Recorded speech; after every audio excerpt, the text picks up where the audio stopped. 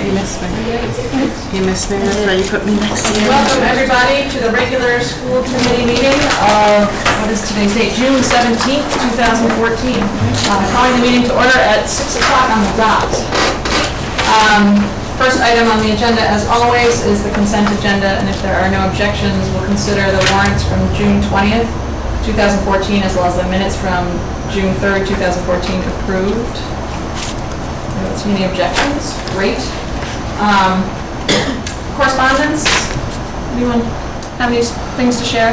Mine just with the kindergarten, so if we want to wait until we get to that part, Okay. I think that would probably Okay. make the most sense. Okay. I had a repeat contacts from our family regarding bus issues, but Michael's handling it. Okay, great. And I reached out to people because Maureen had asked me to ask people from Lancaster about kindergarten, so I reached out and I talked to 2 mothers and asked them if they had heard anything, but I could share it during the kindergarten discussion. Okay. Wasn't anything major. Okay. Any other correspondence? No? Okay. That was fast.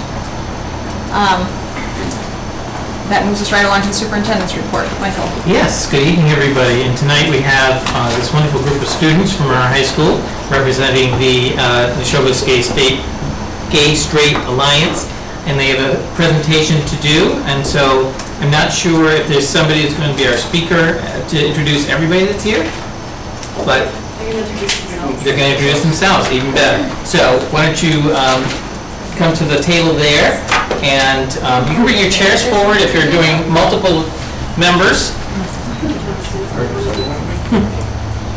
And we'll get you going here.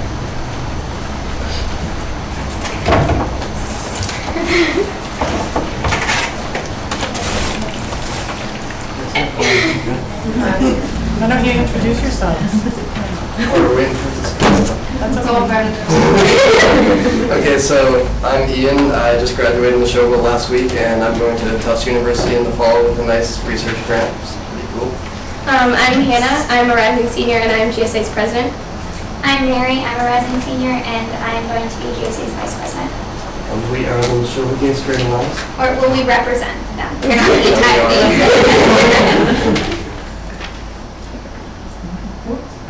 Set that up.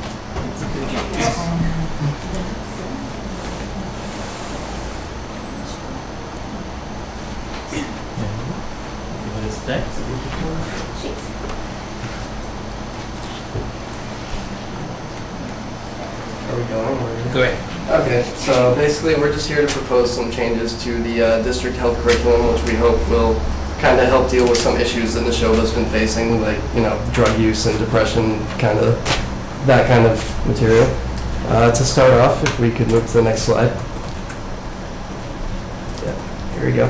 This is a nice tree. It's a cause and effect tree, and you can see on the top some of the issues that Neshoba's been facing in the past few years. The drug use, increased suicidal ideation, stuff like that. And then at the bottom are some of the root causes of these things like racism, homophobia, and sexism.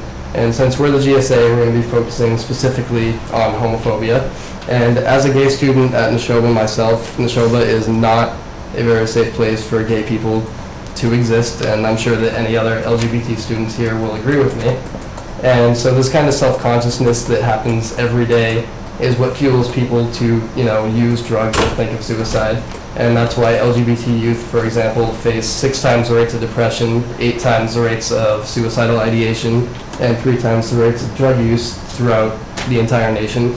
And that is in part what is causing some of the problems we see in Neshoba, like the fact that 25% of students have bought drugs on campus, or 11% of students have thought of suicide in the past year.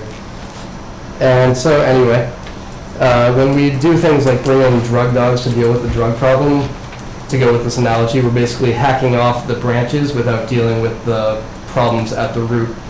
And so as the Gay Straight Alliance, we decided we would try to change the health curriculum to be more inclusive of gay people, to hopefully eradicate some of the homophobia in school, and then that would in turn deal with some of the drug use and other issues that we've been facing. So if we kind of do this whole more inclusive health curriculum, we're hoping that people will be more comfortable in their own skin as they kind of, around this age, begin to figure out their sexuality and their gender identity. And then in turn, maybe people won't be so homophobic in the hallways, things like that.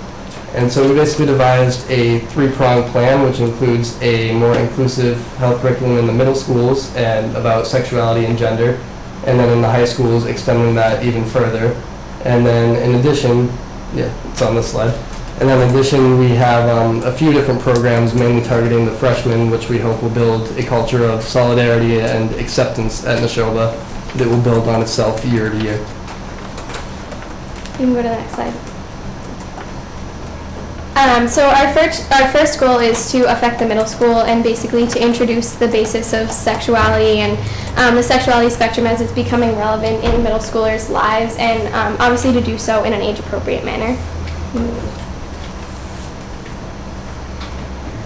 So this basically just says that gender identity and sexual orientation is really consolidated in middle school. So that's why it's really relevant to address this in middle school. And then we're hoping that from this, from the changes that we'd like to make in the middle school health curriculum, that we'll see less negative language, less homophobic language, and things like that, and stigma associated with just the word gay. So we feel that the health curriculum in the middle school needs revision. We'd like to influence it positively to personalize it for our diverse community, as we have a very diverse community in the Neshoba district. So first, the puberty videos that we show in, I think it's 5th grade, they're very out of date, which just makes it really hard for all students to relate to them and to identify with them. And they're also geared strongly towards heterosexual students, which is something that we'd like to address. They're very geared towards male-female relationships, and what we'd like to see is inclusion and normalization of all students. So that includes a discussion of all sexualities, and just making sure that kids know that it's okay to be a different sexuality, that it's okay to feel however they do feel. Because in middle school, like I said, a lot of people are consolidating their sexual identities and their sexual orientations. So it's very confusing for a lot of kids. And no one wakes up and says, wow, my life is not hard enough. I think I'm going to be gay. It's not a choice. It's how you're born. And so that's why it's something that should be addressed in the middle school. And then if you go to the next slide, this shows the Kinsey Sexuality Spectrum, which is a survey. And on the left, it's really small. It says exclusively homosexual, and the right exclusively heterosexual. And so it was a survey of where people identify. So as you can see, it's a curve. So most people don't identify as 100% heterosexual or homosexual. So the sexuality spectrum is fluid. It's not entirely black and white or defined, which is something that we want to address specifically to middle school students, to tell them that whatever you're feeling is okay, whatever you're feeling is normal, even if you don't know where you fit on the spectrum. So the next place that we wanted to target was the high school, or not target, but you know what I mean, to get to is the high school. And if you look at the graphs on here, they're kind of small, but I believe you guys have all seen them before in the Youth Risk Behavior Survey. So some of, like Ian had mentioned before, some of the statistics were a little bit alarming with a lot of the high school students, and especially with the middle schoolers as well, with 6% of our 8th graders having had sexual intercourse. And this only increases with 35% of Neshoba juniors and 50% of Neshoba seniors having had sexual intercourse. And 1/4 of Neshoba students, which is over 250 students, or equal to 1 class grade, has bought or sold alcohol or drugs on school property, and that doesn't even include all of the other students that have been doing drugs or selling them out of school. So these are clearly very high numbers, all of which are over the regional aggregate. And these, as Ian mentioned before, are just the branches that, and we would like to try and address the underlying roots. So if you could go to the next slide.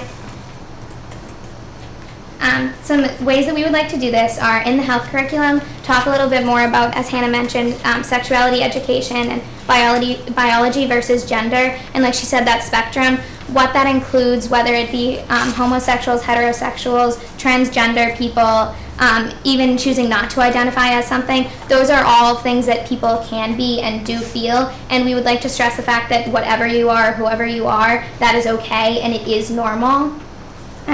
So we don't want to bring to the forefront homosexuals or any of the LGBT community. We do want to just normalize everyone by incorporating them into the curriculum and letting everyone know that that is okay. And the next thing I'd like to talk about before I do it, you can stay on that slide actually, sorry, is we do not want to in any way prepare anyone or persuade anyone to have sex, but as you could see from those statistics, 50% of Neshoba seniors are having sex, including other people in the school as well. So we would like to see them do it correctly and safely because it is happening. So in health class, a lot of what we do with the sex education is just talk about STDs and show gross pictures, which really doesn't help many people because telling people not to get STDs is kind of hard. So introducing contraceptives and saying how effective they are. Like condoms are 97% effective if used correctly, but how do you use one correctly? I mean, some of us don't have the same common sense. So a lot of the focus is just on avoiding these things like pregnancy and STDs, but teens do account for 50% of the newly acquired STDs each year, which means 1 in 4 teens will contract an STD this year. So these are kind of things that harm the safety of the students, and we really want to relate them back to things like homophobia and acceptance of like individuality. So having places to know where to go or people to talk to when you are doing these things, whether it's alcohol problems, sex, drugs, or you're being bullied at school, having someone to go to, knowing your options, knowing where you can go is really something to keep students safe because there are a lot of self-destructive things happening to students in Neshoba.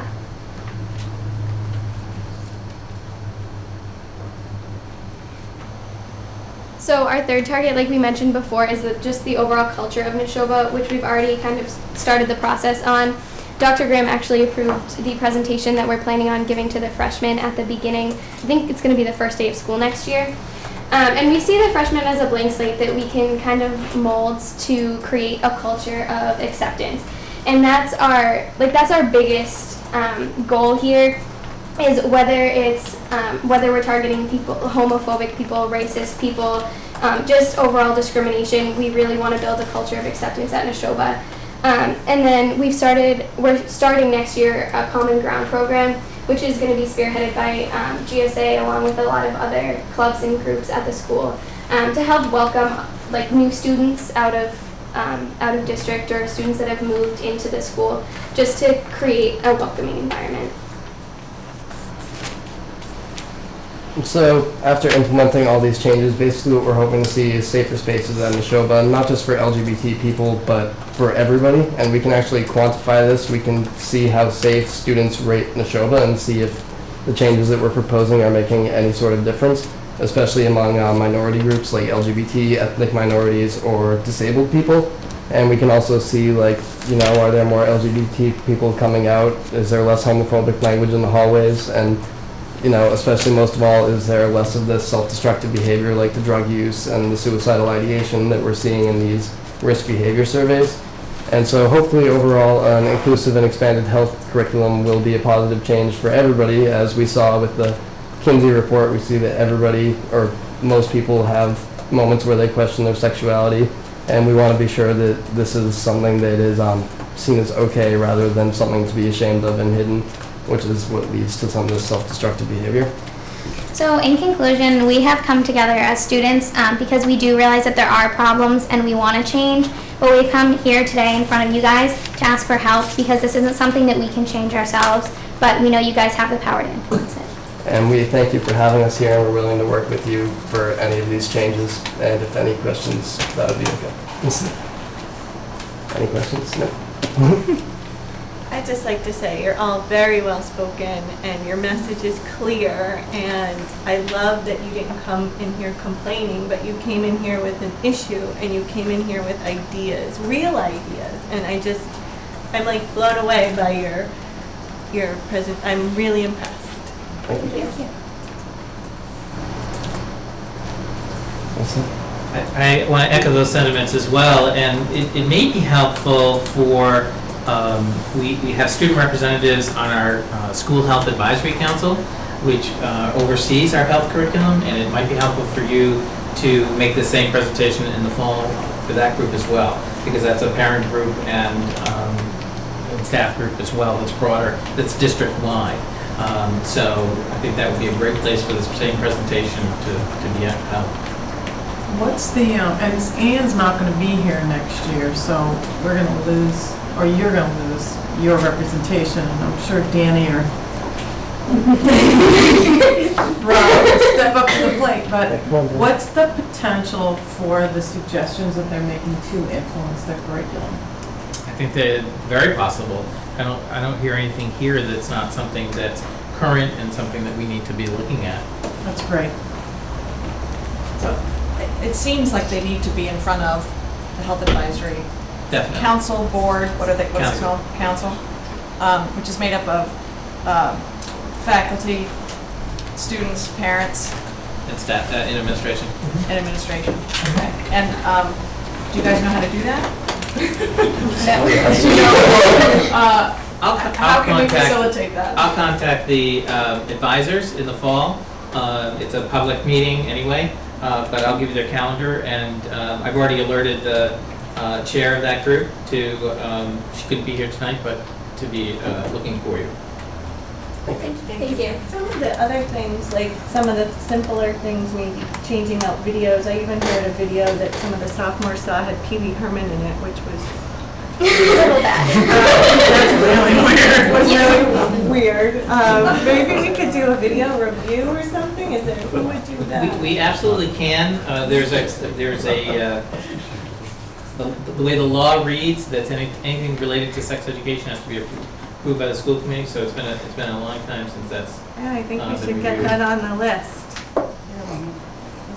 Happened in, I don't know when the last time was, but. I believe it was 2003, just when I arrived, they had just updated it.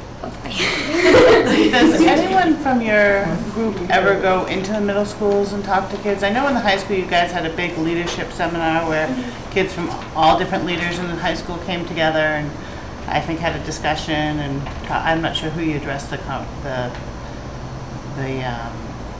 Assembly. yeah, wasn't this a general assembly? Is that what it was? It was with 2 grades. Oh, okay. So I'm wondering if you do that, do you guys do that in the middle school at all? I think that would be, We would love to, but we don't. you don't. We don't. I just think it's very powerful to see high school kids and see someone who, I mean, it's one thing for an adult to say something to kids and, you know, it's okay, but to have someone who say, you know what, that could be me, and totally relate to you is huge, and if we could carry that over, I think that would be really good. So what are their next steps? What are the next steps?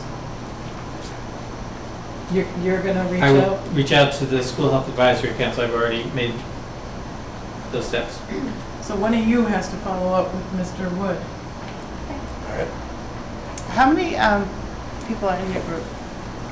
In the Gay Straight Alliance, Yeah. how many would you say? There's about 20 or so. We have a lot of people who have shown up, but there are Not probably 20, consistent, not 24 consistent. members, I would say. Yes. There's a lot of people that do show up consistently, but some that come in. Do you meet weekly? Every Tuesday. Every Tuesday. That's great. Very impressive. So happy you're here representing the Showboat. Makes us very proud. Thank you. Thank Thank you. you very Thank you much. very much.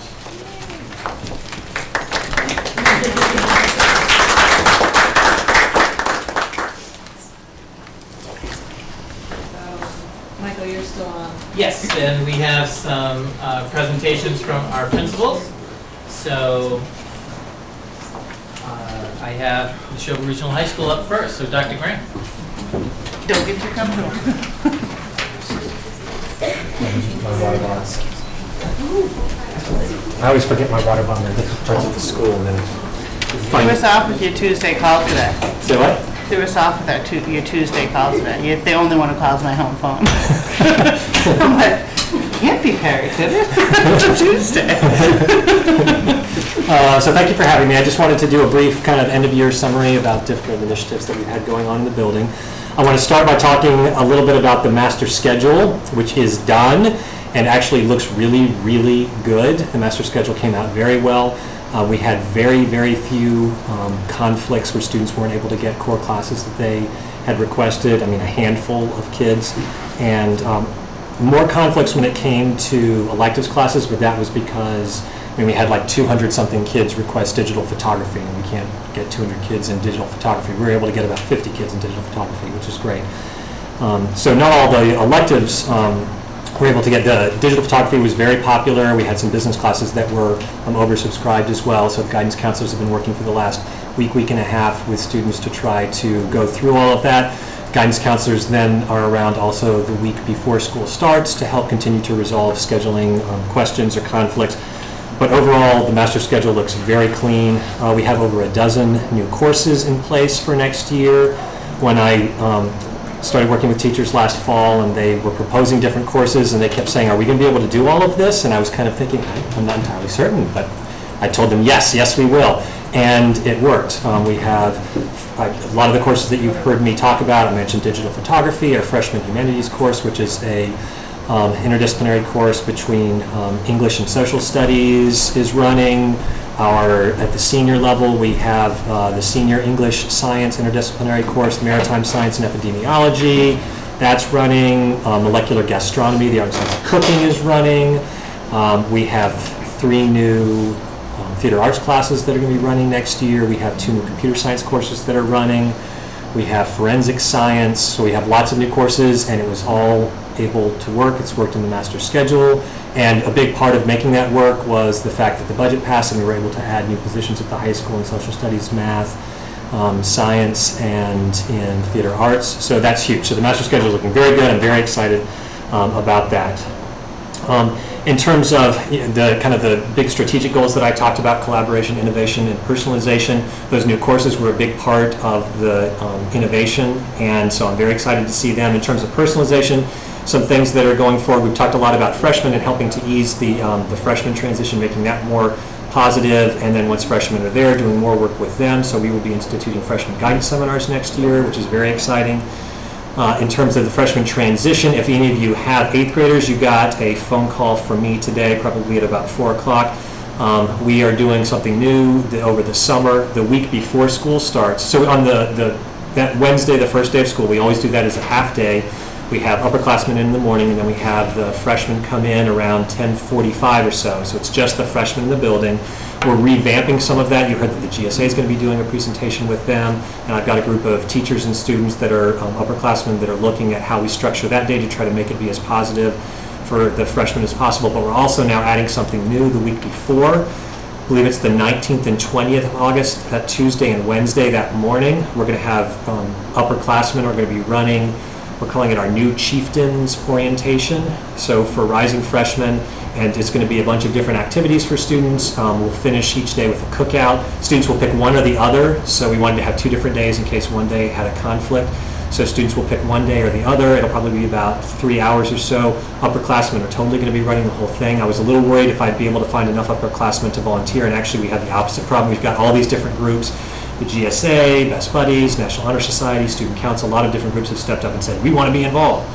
So Ellen Richardson, one of our guidance counselors, is coordinating all that, so I'm very excited about that.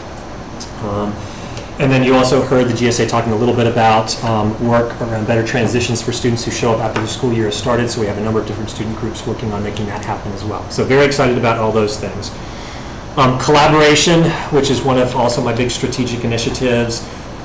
The feedback I've gotten from teachers is when it happens, it's absolutely fantastic. One of the U.S. history teachers, Mike Poirier, he and Michelle Folan have been teaching AP U.S. history this year, and they essentially meet every day to go over stuff. And at the end of the year, I was talking to him about it, and he said this has been the most powerful, positive, kind of transformative professional experience for him, working with another person in that close contact, working on the class. So when we're able to make it work, it's absolutely fantastic. I can tell you from having built 2 master schedules at Neshoba now, it's very challenging to build it in on the front end in the master schedule, or very difficult to build it in as part of the course assignment process in the master schedule. We put a heavy emphasis on trying to get kids into the courses that they want, which creates all kinds of different confusing scenarios with the new courses that I have. Some of them are kind of challenging to structure, like the freshman humanities. I've got to have my English and social studies teachers teaching back to back and having a prep period the opposite time when the other person is teaching the class. Those all create constraints that just create more logistical challenges for PowerSchool to make it all work. I've tried each year to build in as many teachers as possible where I say, make sure these two teachers or these three teachers have a prep period together, but as you build in more and more constraints, it makes it more and more difficult for everything to work. So one of the challenges, I think, for me in looking at the master schedule is to figure out how I can build, when I say master schedule now, I mean the way the day is structured, making sure that there is time built in for teachers to collaborate as much as possible. One wonderful thing next year, most of our NEASC work is behind us in terms of teachers needing to meet during all the early release times. So next year during early release times, we're going to be focused on teachers being able to collaborate around curriculum. So that's very exciting, and that'll help push things forward. School improvement plan, we had two big goals. The second was around technology. We've made some progress around that, although not as much as I would like. And that's not, I mean, that's just, I think we focused on so many other things that we didn't have as much bandwidth, to excuse the pun, to focus on moving the technology stuff forward, although our IT department has done a lot of work to try to add more access points in the building, which helps to create more wireless spread throughout the building, so that's been very positive. At the beginning of the year, as we have more and more wireless devices, I heard feedback that this classroom seems to be kind of a dead zone, but now the IT department has really worked on helping to alleviate that. But our big goal was on supporting struggling students. I'm sure you've heard me say some of these things before, but I'll just remind you of them. We've put some structural things in place. We have the new Math Foundations course next year, which is a supplemental math course for students who struggle in math. We're going to have 2 sections of that running next year. It runs every other day all year. That's going to be taught collaboratively by a math teacher and a special ed teacher. So that's very exciting that we've been able to get that work. That will not be a students only math class. That will be an additional math class beyond what the math class that they take. Our SPED department has been working with math teachers, so each one of our special education teachers is going to be in a co-teaching model with a math teacher. Each one of our math teachers and special ed teachers, each one of our special ed teachers will be in a co-teaching model with math teachers next year. Co-teaching meaning that they are truly co-teaching the class. It's not just in a kind of a support role, it's truly co-teaching the class, and they've been doing a lot of professional development to build what that's going to look like. So I'm excited about that. In the master schedule building process, our special education department head, Katie Giannetti, worked very closely on the front end with Jody Specht, the guidance department head, in making sure that we are getting the right support to the right classes, and also being very thoughtful around which classes students end up being in. We've hired a new social worker / interventionist who will be starting next year. This is a person who has a lot of experience working with kids in crisis in an alternative setting. So I think she's going to bring a lot of wonderful experience to us. So she'll have a caseload of roughly, I would say, 10 to 15 kids who are students who are really struggling, kids who wouldn't necessarily be candidates for our LC3, our therapeutic program that already exists, which does great work. In some ways, this is almost kind of a regular ed version of the therapeutic program we have in place. So I think that's going to be a wonderful support for kids. I think one of our big challenges going forward is to continue to think about what are alternative models that students would benefit from. We have some students that they just don't fit into a regular kind of high school structure. And I think we need to continue to think about what would help support them be successful. So that's kind of a very quick run through of the year. Any questions, thoughts, or comments? Is this really early for the master schedule? Like, I thought it would usually come out in the middle. Is this early? You mean of the summer? Yeah, I don't know why I thought. So the last 2 years, we've had the master schedule done before the end of the school year, which means that we're able to clean things up before the school year starts. If you do the master schedule during the summer, it's a lot easier to do it during the summer for me because then I have lots of time to work on it. But inevitably what ends up happening then is you start the school year, and the first 2 or 3 weeks of the school year, all guidance is doing is trying to figure out conflicts and shift things around, and we need to get rid of a section of this to make a new section of that. By having it done now and have kids actually, I forgot to say, students will go home with their schedules before, by the last day of school. So I'm going to be delivering all the rising 9th graders' schedules to the middle schools tomorrow, so they'll be going home with their schedules, and all the high schoolers will be getting their schedules on Thursday. Anyone who's not there on Thursday will be mailing those home with report cards. So it makes things, it's very challenging to do because all the other stuff is happening to end the school year at the same time, but it's really, really worth doing. And teachers go home knowing what they're going to teach, and we've resolved most of those big conflicts. There'll be hiccups at the beginning of the year, there always are. but it makes things run much more smoothly if you can get it done before the end of the school year. And the students know who their teachers will be?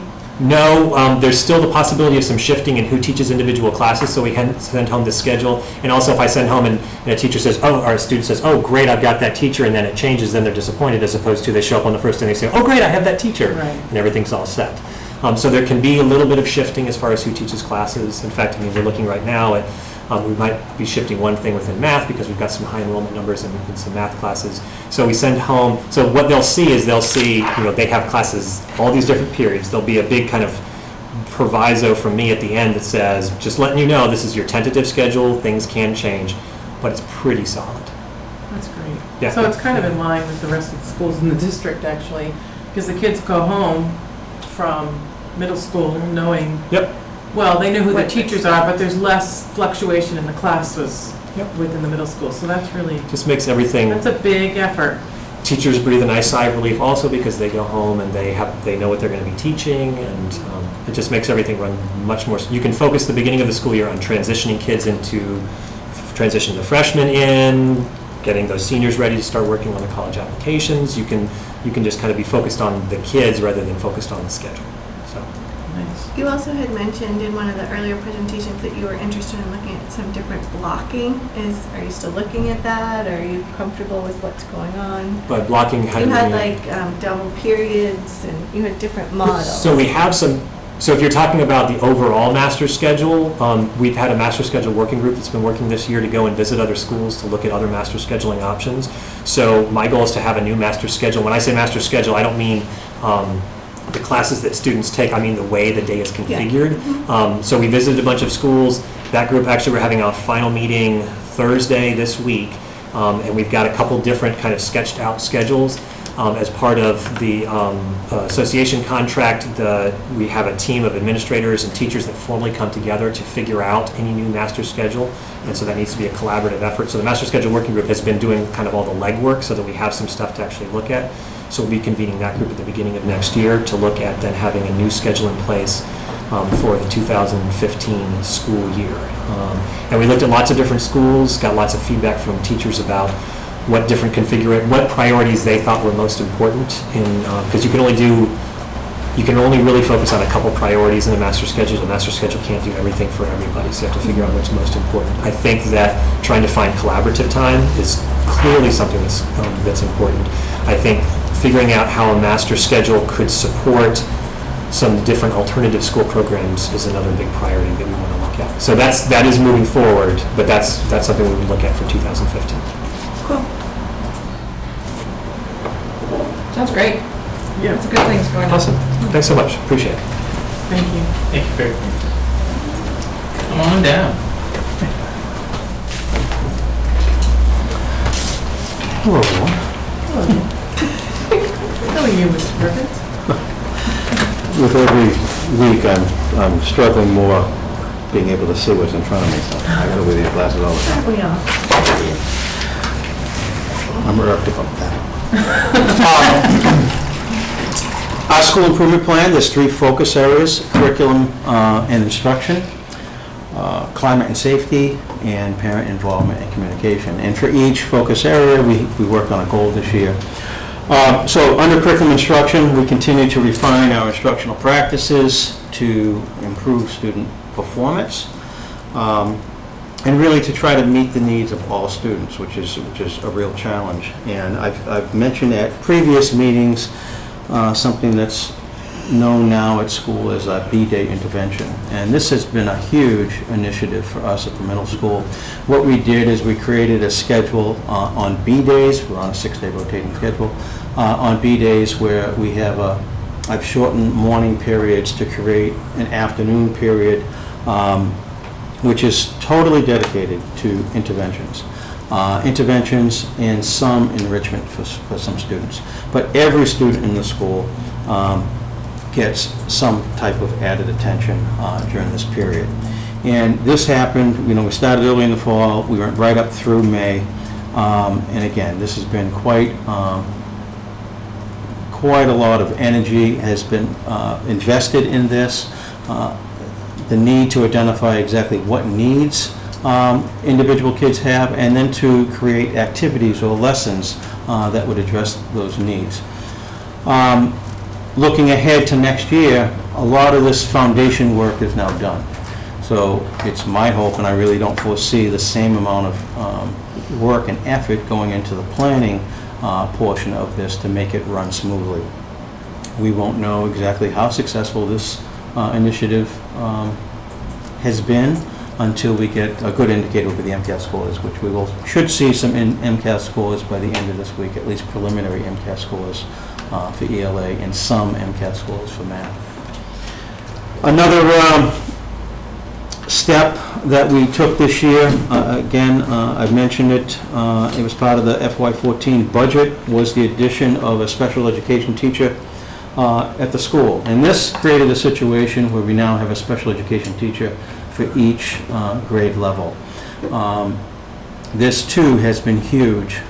It really has created a situation where communication between core content teachers and special education teachers has really increased.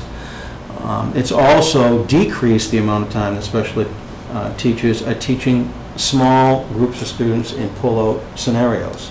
And that allows them to be more in the inclusion settings, to do more things like Perry just talked about, the co-teaching models. So we're very excited about what has happened this year. But this year has been a learning curve, and we're putting some things into place next year, especially around co-teaching to improve this model. And again, a good indicator of how successful this whole thing has been will be the MCAS scores. Under climate and safety, our goal really is to develop a climate where students and staff feel safe and respected. And in our parent satisfaction survey, most of the parents, 92% of the parents, believe that we're doing a good job of teaching kids more about responsibility, about tolerance, about respect. And we try to do this by modeling, by implementing conflict resolution strategies, and by bringing presenters in, like we had a representative from the district attorney's office in to address the students around safety, internet safety, cyberbullying, that type of thing. So it's a message that we try to give the kids over and over again every opportunity we have, and I do think we're making progress. Bullying, I still get concerns from students and from parents around bullying, and this is a battle that we're going to continue to fight. But I think we're taking good steps and we're heading in the right direction. Our safety committee, which we established years ago, continues to meet. We try to meet on a monthly basis. We talk about any safety concerns that are brought up for that particular month. But we also talk about safety drills, fire drills, lockdown drills, our code blue drills. And our safety committee meets with a representative from the Lancaster Police Department. Each meeting we've had since we established the committee, the police department has joined us. Sometimes there are multiple members from the department. Quite often there's just one member. But this relationship that we have built with the police, and sometimes the fire department too, has been really critical. They provided very, very good feedback for any incident that occurs in school. Middle schools can quite often be a place where social groups don't interact with other social groups. And you may not see that as much in the classroom, but you certainly see it at recess time and most definitely in the cafeterias. And this is a concern across all grades. But we had a group, and again, with my budget presentation, I mentioned it, we had just started it, a group of 7th grade students that are working with a student council advisor to create what they call a positive culture group. And one of the things that they did this year was mix it up at lunch day they held. And this is really based on a national model by an organization, Teaching Tolerance. And the idea is that you are encouraged to sit at a different table. Sit where you don't typically sit with people that you don't typically sit with, and engage in conversation, learn something about the others at that table. and go from there. And hopefully friendships will be established at these mix-it-up days, and will be a better place for it, and students will be better for it. So we ran this once, just with the 7th grade. It went well. These 7th grade students are very excited to continue their work next year. Being 8th grade students and working on some leadership skills, we're hoping that we can do this much more often and do it with all grades. And I think just the fact that it's 8th grade students trying to lead this charge, that the 7th grade and 6th grade students will really buy into it, and I think we'll see a lot of positive results as a result of this. Parent involvement and communication. It's all about trying to build a partnership with families, and I think that partnership can't exist unless we work at communication, and I don't think we can ever do too much work around communication. And this is always a work in progress. This year, all teachers created and maintained their own individual websites. This was an easy task for some teachers. It was much more challenging for other teachers, but they all did it. And the structure and the format of the sites are a little different, team to team, teacher to teacher. And this created some confusion for families, and it's something that we're addressing over the summer so that our sites are much more uniform as we head into next school year. One of the things we did based on conversations, a lot of comments that kids were making for the last couple of years around their involvement with the internet and social media sites, is we decided to survey students. So we created a social media survey, which asked a lot of questions about their use on the internet and their experience on the internet. 220 students responded to the survey. It was anonymous. I think they did a great job. I think they gave us some very good feedback, some honest feedback. And it was interesting that 91% of the students that responded say that they do have a device that'll get them on the internet. 76% of those students said that they're on the internet, they have access 24 hours a day. And this is pretty alarming. In my mind, it's pretty alarming. I think the internet is a great tool, great educational tool, but we need to have some controls over it. When we did our parent satisfaction survey, we asked some of the same questions just to see how parents would respond. And it was interesting that 47% of the parents indicated that their students have internet access 24 hours. So it's less, and I'm concerned that maybe parents don't realize the access that students have. Or maybe they do, and they don't want you to think they're bad parents. Another question that we asked, which I found interesting, was questions around sleep. And 42% of our students, of those 220 students, 42% indicated they're getting less than what's recommended, the 8 to 9 hours that's recommended. And I had multiple students indicate 5 hours or less, which is really troubling.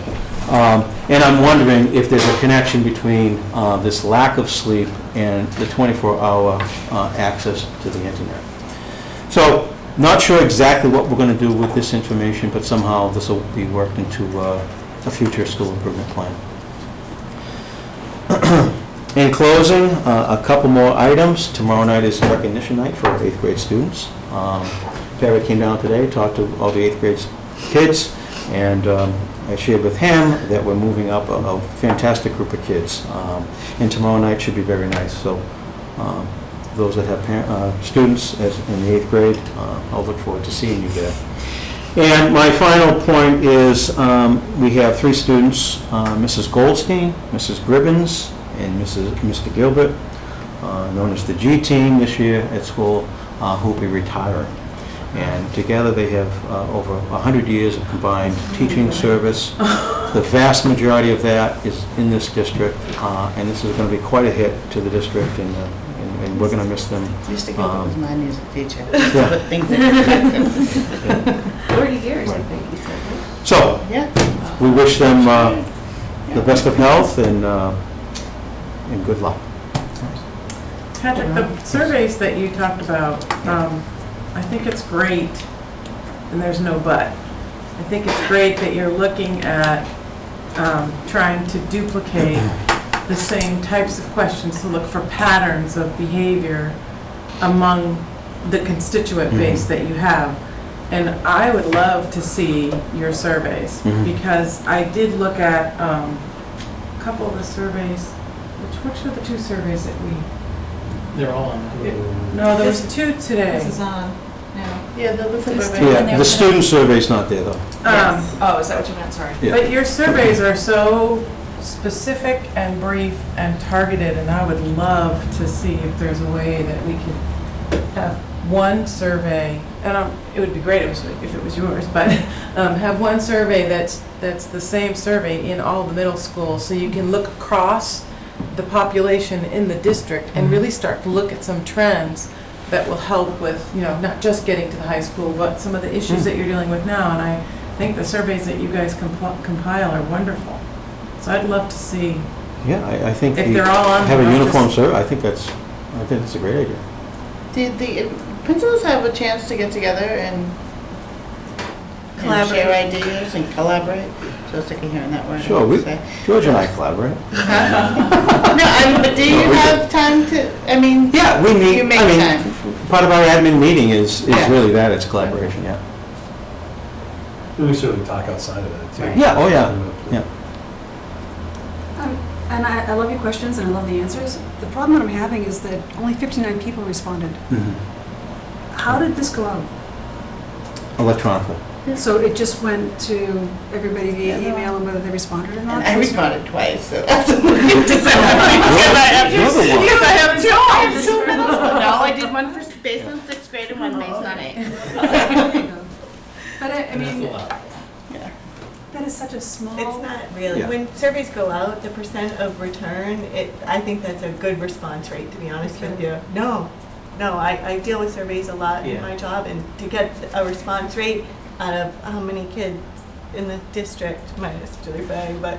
Well, really, families. Yeah, how many Families. families in Right. the district? We have I have 2 kids in this school. She has 2 kids. Yeah. It's not like 80 times 3. Right. It's less than 240 total. So the So you said response 25%. It's about 16% of the students. I'm not sure of the families, but I'm going to guess around 22 to that's a 24 great or response something rate. like that. It really For a is. but it's a closed environment. So if it was an open environment, it'd be really outstanding. For a closed environment, I'm almost in your camp on that. There's got to be a But- better way to do it. Yeah, well, we've experimented. I mean, last year, because this is what we were concerned about, the number of responses we'd get. So what we tried to do last year was have mini surveys, because we thought that was it. Right. Parents open it up, they look at the survey, because you can see how many people actually go there, and you can see how many complete it. They see it, they scroll through, I don't have time for this, and they go on. So what we tried to do last year were these mini surveys, that were very short, and all we did was break that survey down into pieces. Overall, I'm going to say the response was about the same. So it was one attempt, and we'll try to make more attempts to get more responses. The one thing that you mentioned about the kids and the devices in their hand 24/7, when I started middle school, the health teacher said to all the parents on Parents' Night, get them out of their hands before they go to bed. They have to stay downstairs. I thought it was great advice. My kids had just really gotten devices. But kids get devices now in 2nd and 1st grade. I think that message needs to go out then, because those devices are also internet ready, and I think that those parents need to set those boundaries, and maybe something to them might help. The second question I had was that wasn't my question, but the B-Day intervention, you had said quite a while back that you were going to pull the teachers and kind of see because they weren't sure at the beginning how they were feeling about it. How is it going with the teachers? Are they feeling? It was a lot of work, there's no question. Dividing kids into groups based on need, that all takes time. And then creating activities takes time as well. But I think it's a valuable use of team time. Team time is built into the schedule. This is in addition to prep time. It's a great use of team time. And next year, as I mentioned, I think that the prep time will be certainly decreased because they've done so much work. Because it's this outside of year. their subject area too, for some of Yes, them. yeah. So they're, you think Yep. it's, Individual teams, though, I mean, individual teachers on a team aren't just going off on their own and developing these activities. The activities are really around ELA and math, and the ELA and math teachers are really spearheading this effort. okay. Good to mention, though, too, because the Common Core speaks a lot about writing across the curriculum. This is something that we recognize we are not doing enough, and it's really another direction that we need to head in next year, is really boost up the writing in all content areas, in all grades. I think we mentioned this at some point before, maybe it's just a thought I had of having surveys at conferences. So when you have the parents in the building while they're waiting to see the next teacher, have them fill out a 5-minute survey. Sawyer does that, and it's so painless. Yeah. I just think while you're there, you're more Projects likely on the to table. Right. take charge and do it. Yeah. So I don't know how, Great idea, you know, too. just Yeah. set up. We might get a few more responses.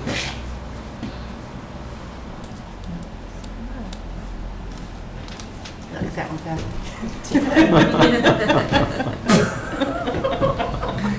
I don't know about anybody else, but I'm never sure how often the surveys are coming and if I've already done it, or, you know. Right. I mean, not to sound like Yeah, I know I'm what totally you mean, spacing out, yeah.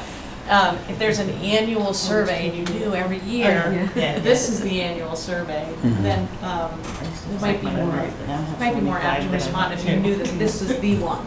Yeah. It feels like there's a lot of them out there. There are, Yeah. we need to coordinate all of them. Yeah, if I knew, okay, this one I had to do, then And I. honestly, the end of the year is incredibly busy for everybody, and we understand that. There may be a better time in the year, you know, maybe March as opposed to May or June, Yeah. you know.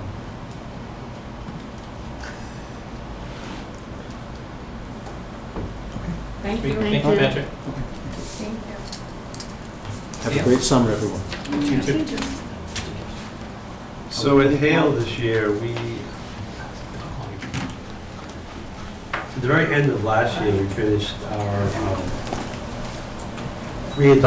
adopting and reformatting our school core values and our mission statement as part of the foundation we were looking to build for our new school improvement plan. So I think that the core values we adopted last year talked about they talk about more than this, but just the key words we utilized were community, respect, inclusiveness, responsibility, and engagement. And that is in our core values, and it talks a little bit about how we see those things and why they're important to the school. The mission statement talks a little bit more about how we're going to build on those things as an institution going forward. So with that foundation going into the year this year, we then adopted our new 3-year school improvement plan. And the school improvement plan was based around 3 goals. And it's been, I think, a pretty successful first year trying to build on and exercise these goals a bit. The first goal was to continue to focus and maintain on the growing a positive school climate, kind of one of the things Patrick talked about, with the school core values as a basis of that, and with obviously the objective of making all the students feel welcome, safe, and comfortable. And some of the objectives we talked about were, assemblies, meetings, talking about school climate. The one thing that we did this year that was a new attempt for us was on May 29th, we showed the movie Finding Kind.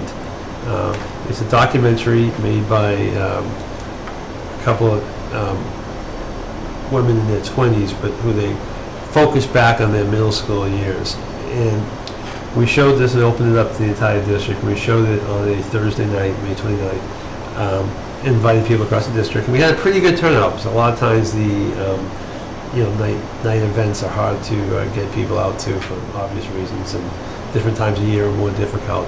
But we had, I thought, a pretty good turnout that night, and really a good discussion to follow up with parents and some of the kids. It really was a powerful movie. The next day, the Friday, we showed it to all our students. It's really targeted towards girls, but we decided to show it to everybody for some logistical reasons, and secondly, because we felt there was, there was value in showing it to everybody anyways, because it really had to do with human relationships. So, and the following Monday happened to be an A day, and we had our advisory period. So our advisory period was then used to discuss with the kids what they saw and what they thought about the movie and how they could relate it to their very own experience at Hale. And it was pretty interesting. I had an advisory group of about 11 kids, and a couple of the boys walk in and go, "Oh, we are sleeping through that movie on Friday afternoon," and stuff like that. So then we started our discussion, and about 5 minutes into it, one of the girls said, "Boy, if you guys were asleep, you heard an awful lot of the movies." They had so many comments about it. And it was kind of, I thought, telling and accurate, because I could see it's one of those movies in the auditorium where the kids, there wasn't any noise, there wasn't any issues, and the kids were really, I think it resonated with them very well. So I think that was a different approach. It's something we certainly can't do every year, but I thought it was well, within our school improvement plan to do it, and it was relatively inexpensive. We were able to license the movie to show twice for $500, which I thought was a, pretty good per person. And what is it? It's called Finding Kind, and you can hear about it at findingkind.com. But what is the subject? It's the focus of the subject is relationships between girls and women. It talks about lots of different levels, but it's focused a lot on the middle school, and the two women who did it talk about their experience at the middle school level. And then in one very interesting scene, one of the woman who does the movie actually goes back and talks to someone in her middle school who was often picked on by people, and interviewed her about how she felt about it and things. And the premise is maybe a little simplistic in that, the idea about just being kind. I mean, that is the basic premise. And some people found it a little simplistic, but I think the situations that it showed and the solutions it had, he says, you don't have to be like everybody, you don't have to be, engaged with everybody all the time, but you just need to be kind to people. And the message at the end was, it doesn't cost you anything to be kind. There's no cost to do that. And I think that's something we want to emphasize, and we do try to emphasize, but, those of you who have middle schools know it's hard. You have to keep emphasizing things to middle school students. But I think what you're talking about echoes exactly what the kids from the GSA were saying. Exactly. I thought that was a great presentation. And honestly, that fits right in with whatever suggested curriculum updates may happen. I think I agree. That's a great I thought thing, that message was powerful. especially for girls in middle school. I heard two girls talking about it on the soccer field, and one of them said she didn't want to go, and the other one was talking, and she said, well, it wasn't a bullying movie, it was the opposite, it was about being kind, because I think they're saturated by what not to do instead of what to do. And I heard that comment too, and I thought that, I hadn't even thought of it that way myself necessarily, but I thought that was it was a good comment, and so I thought it was very successful. I mean, we can't do it every year because people have already seen it now, but it was a different approach, and it did focus on female relationships, like I said, female-female relationships, but I do really think a lot of the issues really were universal, and you can talk to them in all human relationships, be they female, or other things. That's not a bad thing for boys to see too. It's not. That's why to understand the girls. And that's why we decided. To show it to everybody. I also think for the same issues with boys in middle school, it's just handled and shown differently. And they're still struggling the same thing to fit in. Absolutely. Why was I left out this time? But they're not. They just. It comes out. They don't obsess over it. That was exactly. Well, I think they do. They do. But maybe more internalize. I think they internalize it. I think that is more. absolutely true, because it's not as cool or as acceptable to be out with those types of feelings, so to speak. And I'm not sure this premise is 100% right, but I kind of agree with that. But the premise of the movie was too that what you just said, with girls, it goes on much longer than boys tend to get by. I'm not sure if that's totally true, but that's certainly the perception. Someone in the movie made the statement somebody was holding a grudge for 14 years or something like that, over a relatively long, I don't know. I don't know if that's true, but. I've never done 14, but maybe 12. A few things stored back there. So I thought it was a good, I really did, it was worth our while, I think, think there's a different approach, and I enjoyed it. I think we had a lot of good feedback about it. It was nice to see people from across the district from different schools there on the Thursday night. Some people brought their kids, and be able to have it is a pretty good discussion. I thought some people made some good suggestions of things we can look at, and we do well, but maybe we could do better. And a lot of talk even in that session about certainly the movie about the role of the internet, social media, and how everything really happens there, and that's where it's happening for kids. So, anyways, so that just goes on to a little bit more about that goal. Is that our advisory program? That was an example. We just wrapped up the first year of our new advisory program this year. I think it was very successful. Every A day, about 25 minutes in the morning, we all had an advisory group, and Kelly Devlin, our school counselor, developed them based on developmental design. She developed a lesson every week, so the teachers were just simply asked to lead. They weren't asked to do the lesson planning, so there wasn't that level of extra burden on them. So, that worked out well. We got to figure out exactly how we're going to approach next year, because obviously you can't do the same lessons. We can do the same lessons for the 6th grade exams, the new 6th grade, but the rest of them we won't be able to figure out exactly how we want to use it. And more of our teachers are getting trained in it too, so I think that's a good buy-in. The district offers every year a summer course for certification. It's a relatively rigorous course for the teachers. It's 4 or 5 days, and it's a full week in the summer to do it. And 3 more of our teachers this year have volunteered and just chosen to do it on their own. So we get us up to 6 or 7 fully certified teachers. So I think that's good just for basing our program on that. So I think that first goal we've done a pretty good job with that this year. Clearly, it's a very critical goal, and we want to continue to do that by getting kids more involved in the school community outside the classroom and interacting with each other. Goal 2 talks about continuing to evaluate and try to improve our physical and technical infrastructure at the school. We've made some progress in that. The way we use our Chromebooks, we're looking at that a little bit more, and we're going to have a little bit new way of doing it next year, which I think will make that even more available to have in individual kids' hands on a regular basis. We also piloted this year our first year of our Bring Your Own Device program, and we're going to next year be able to build on that, I think, because so many kids already have devices, be they, what was someone said, Kathy said, phones and things like that really are devices that can be utilized, and some good ideas of how to use those things in an educational environment that we're looking forward to doing. So I think that's something that the technology aspect of that we're looking forward to. We do use websites, much like Patrick does. Our teachers for a couple of years at least have had their website. Every teacher has a website. Patrick's Day and some are a little bit more advanced than others. We're still working through it, but some of them are really, really good and really support the curriculum in a very meaningful way to give parents and just kids access to it pretty much on a 24/7 basis. So therefore, don't worry about going to look for the homework or anything like that. It is right there. So all of your teachers have a website? Yeah, as well? they have for at least 2 years now. Yeah, every teacher has a website. But they say some are more advanced than others. But at least they have it. They have a place for the parents and the kids to go. Yeah, absolutely. Yeah. So, and they're linked from our website.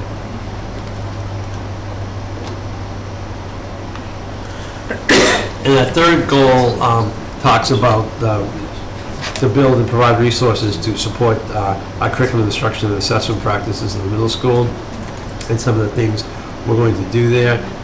We've got a mentor program the last couple of years, which really does not get a lot of publicity, and really, it's been fantastically, it's been 3 years now. It's been developed by a girl who graduated from high school a couple of years ago now. It's been taken over, where we have some mainly former Hale students, but a couple of non-Hale students this year, I believe, who come down and work with our 6th and 7th graders on it.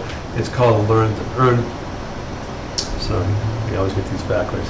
Learn to Earn, and it was the original premise was they would work with their tutors, and the tutors would get access to their Power School accounts, and they'd work all year long. It's like 4 or 5 people per grade, and they'd have the opportunity to earn prizes for their improvement of their work and for turning in things and that type of thing. And it's really been a very, very successful program, and we want to continue to work to make sure that continues to happen. Does it target certain groups of students? Well, it's been available we've only had enough to have about 4 or 5. So we only have about 10 school-wide, 6th and 7th grade. And they've told us how many kids they had available. It's been 4 or 5 per grade per year, and we picked out people that met met the Oh, so you have, profile. The teachers nominated 4 or 5 people.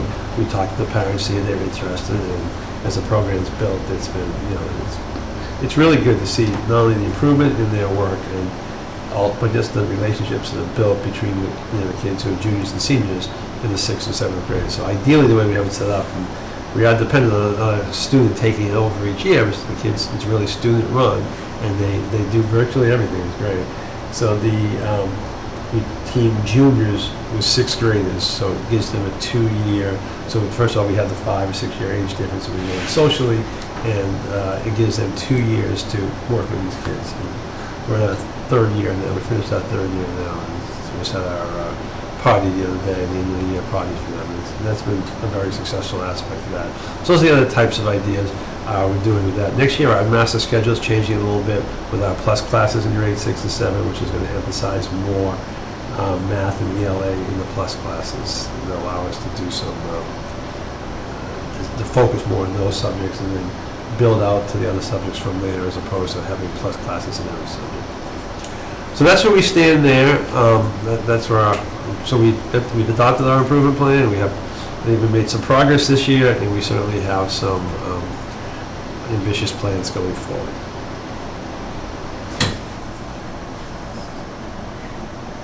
Other questions? Great. Thank you, George. So to finish out on my report tonight, just a few things that won't be in the meeting later tonight. We did have graduation at the DCU Center. Really had an excellent time. I thought it was an outstanding ceremony, and very appreciative of our graduates and how well they and how seriously they took the event. And I thought it was a great job all the way around. We held our honor roll parent forum, our first of what will be about 3 probably. We'll have a couple more in the fall. It was a small group, but a very good discussion. I think the consensus was that we definitely want to make sure that we're recognizing achievement and recognize students who challenge themselves academically. There was a lot of conversation about switching to a weighted GPA, especially this would be mostly at the high school. We don't use weighted GPAs at the middle school level, and how we would look at that, and also there was some conversation about the rigor of our non-leveled courses in related arts. So how would we bring them into the honor roll if we were to do that? Because currently they are there except for PE, and the proposal is to have all of them there. So we still have some work to do to define that and see if we can get to a place where everybody has a good sense of that we're rewarding students for achievement, and that's our ultimate goal. The 8th grade celebrations, as Mr. Perkins mentioned, are tomorrow night. All 3 middle schools have them. They're at different times. Lancaster begins at 6, Florence Sawyer begins at 6:30, and Hale begins at 7.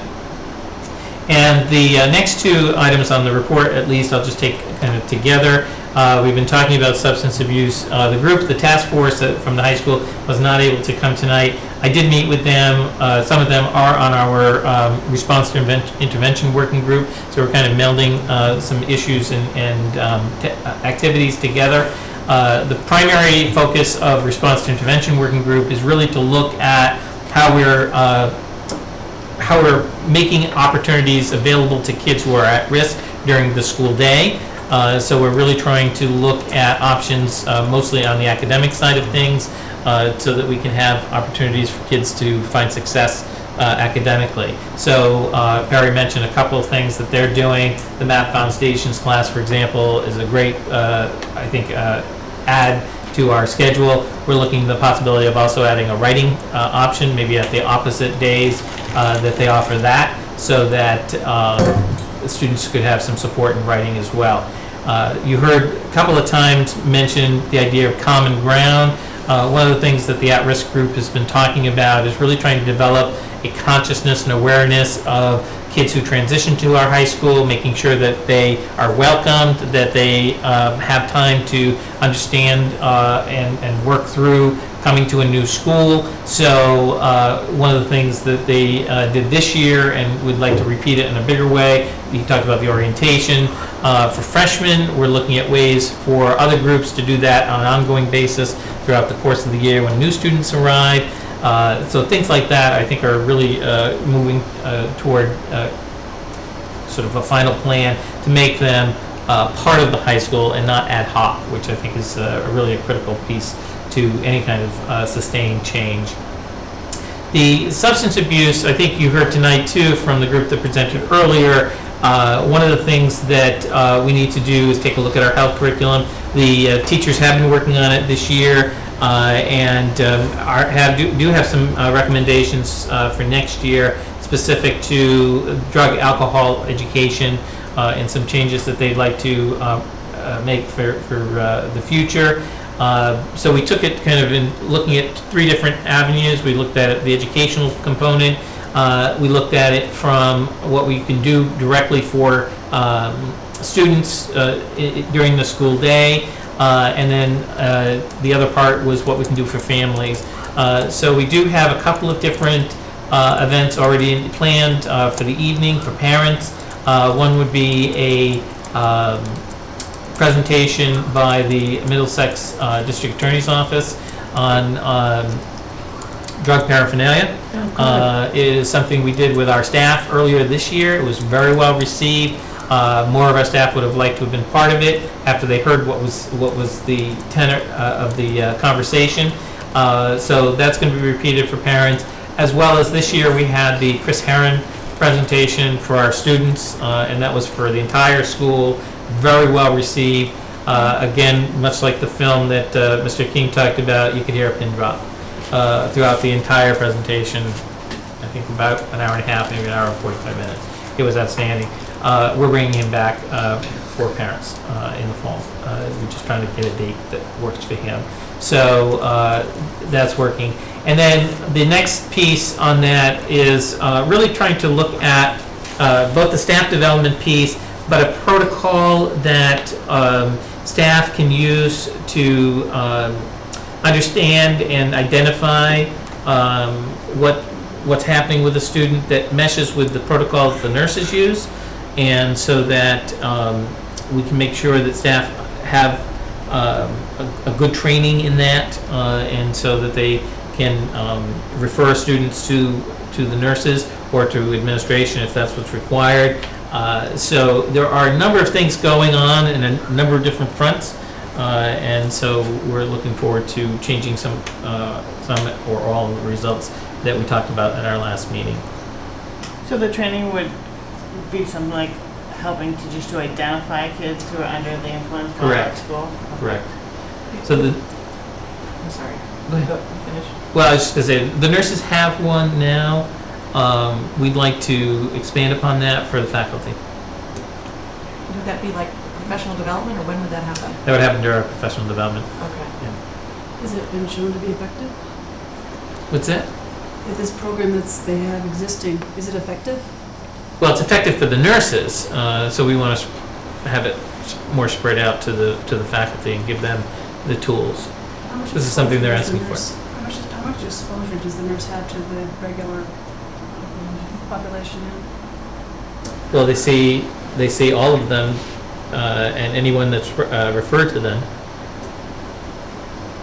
So I think if I'm a teacher and I think someone has an issue right now, I send them to the nurse? Is that Right. what I do? And if, I'm just, if a nurse has never seen this kid before,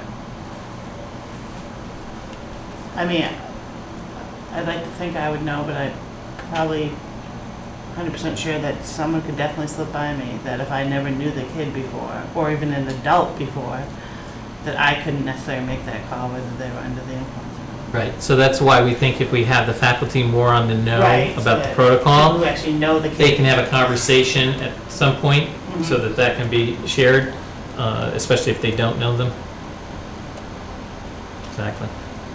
Do you have a follow-up question? No, you already answered it. It was Okay. a professional development one. Okay. Can I ask one more question? Sure. Yes. Are the dogs, The dogs are coming back.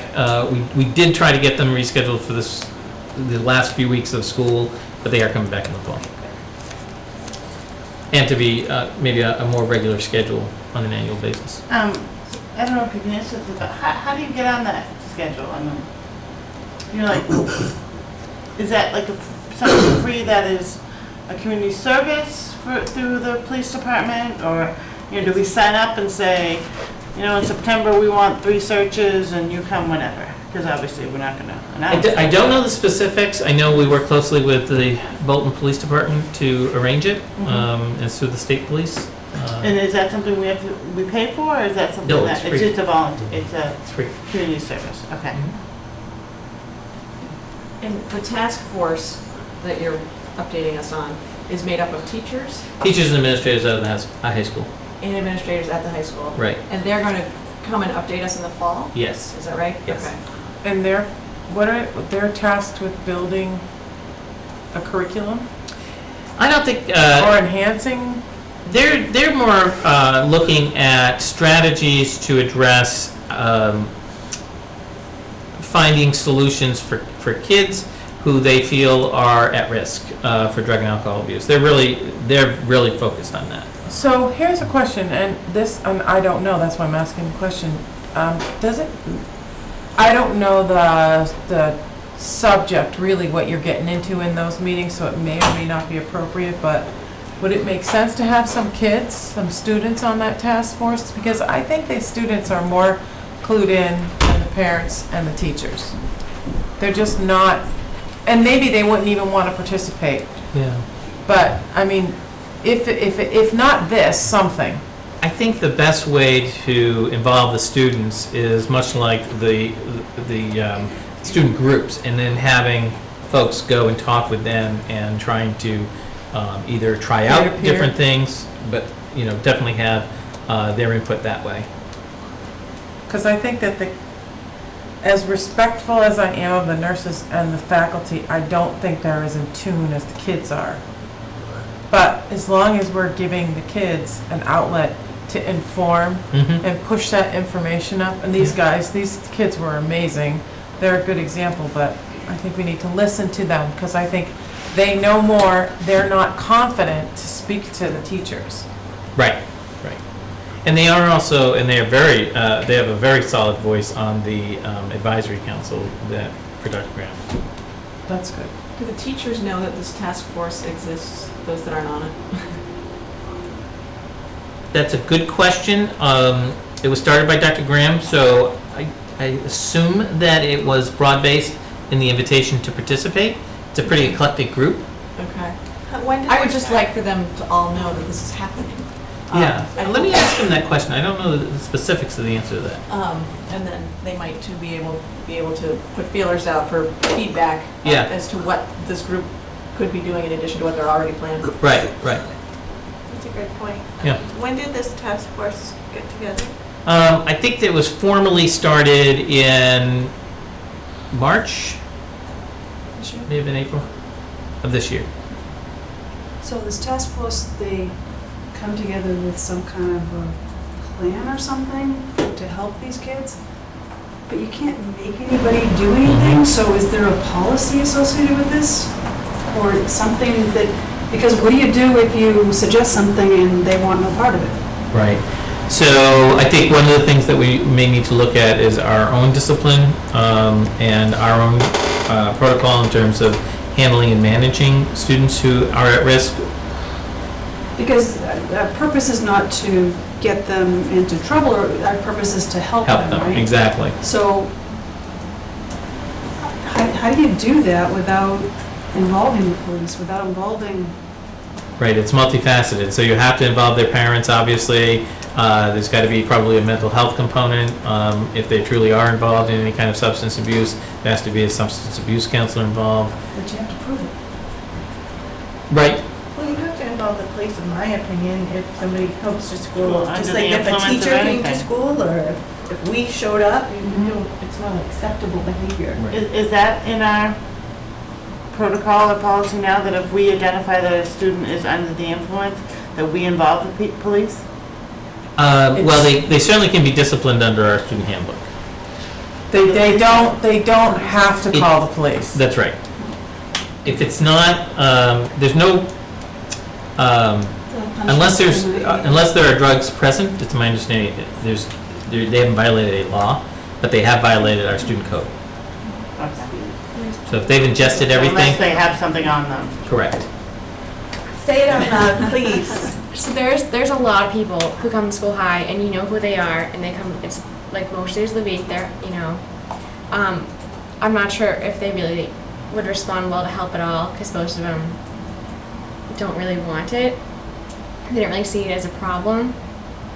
There are drugs like at school. They're in their lockers. Like you've seen it. It happens. It's a very prevalent problem at Neshoba. I think this might discourage it, having teachers talk to them. I don't know if this is the solution, but we can try it and see how it goes. Thank you so much.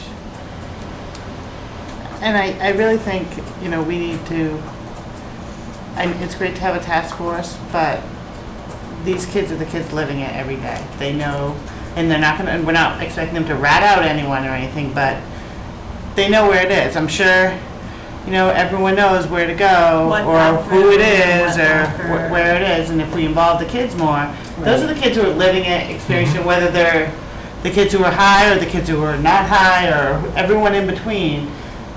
I think that we need to utilize that a lot more to This get kind to the of root of the problem is problem. like the grassroots approach for this kind of problem. Absolutely. Culture and behavior it's more effective if we can start at the grassroots. And yes, you have to have a 3, 4, 5-pronged approach. I agree with the task force, but I think there has to be some type of a rallied organization that's student-driven to supplement what you're doing, because I don't think that the adults are going to be able to infiltrate the student body the way the students can. And a lot of it's going to be, and I'm sure it is now, and you see that, I'm sure it's not cool. A lot of kids think it's not cool. I like plans.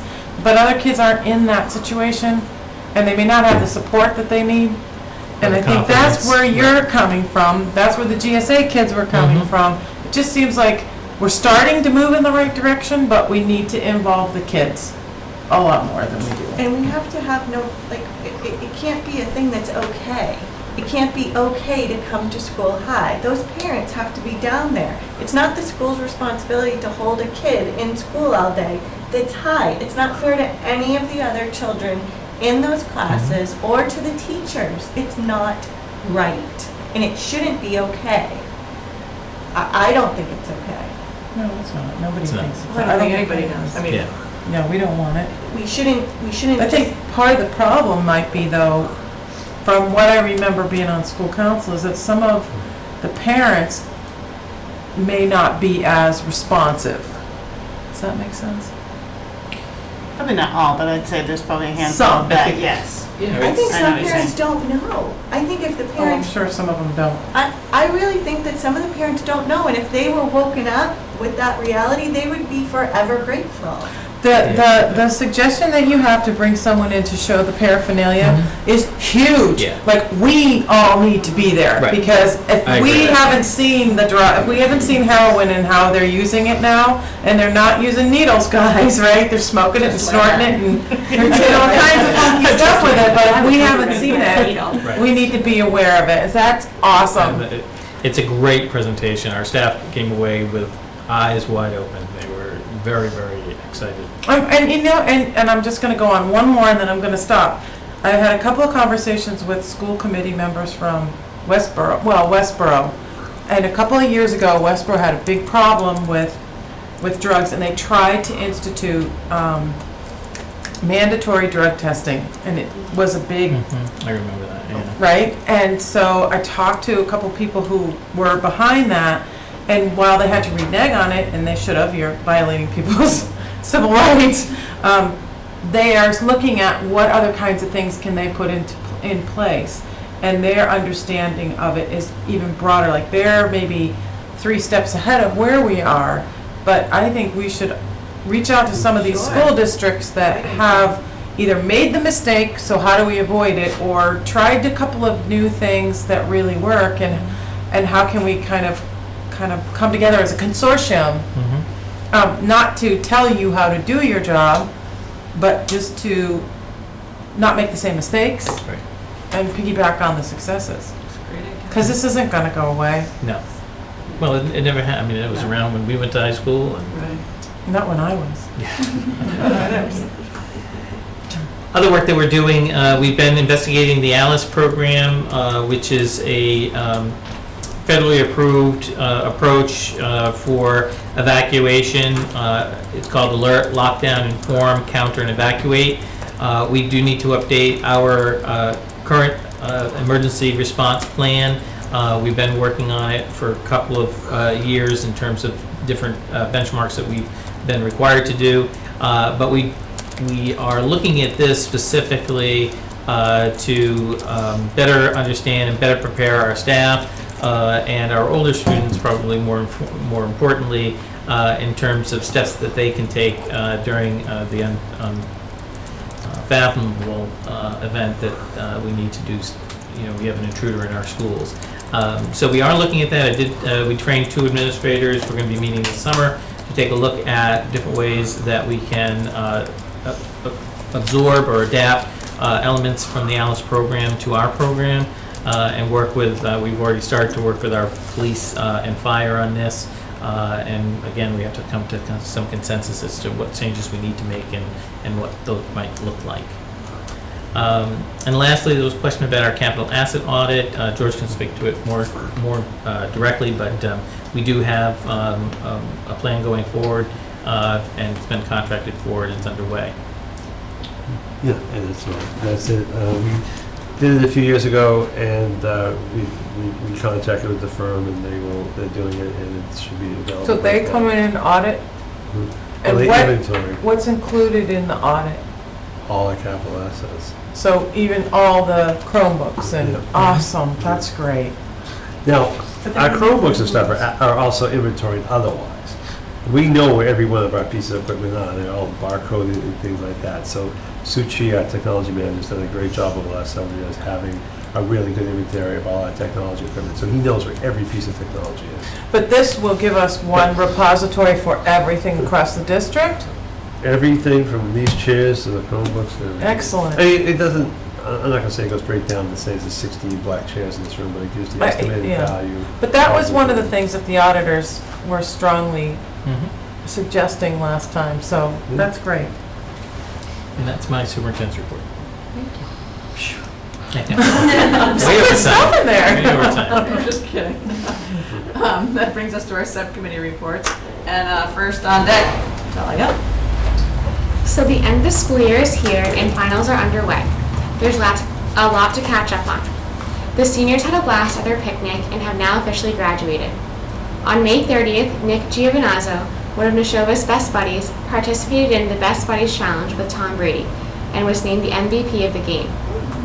In sports news, we have 2 teams left in the playoffs, in addition to numerous track athletes who qualified for the All-State meet, and Sarah Militano also qualified to New England's. Our softball team was seeded #1 in the Central Mass Division I tournament, and our team beat Algonquin 3-2 in the quarterfinals at home, but lost to Shepherd Hill at Worcester State in the semifinals. Our girls tennis team was seeded #6 in the Division I Central Mass playoffs. They defeated #3 Wachusett 3-2, and then beat #2 St. Peter Marianne 3-2 in the semifinals, and then they played #4 Shrewsbury in the district champion, but lost 2-3. Also, Team Ichiban won the Neshoba Intramural Mapball Championship, and the 4th annual Do It for Deuce Relay in memory of Alex Doucette was also a huge success.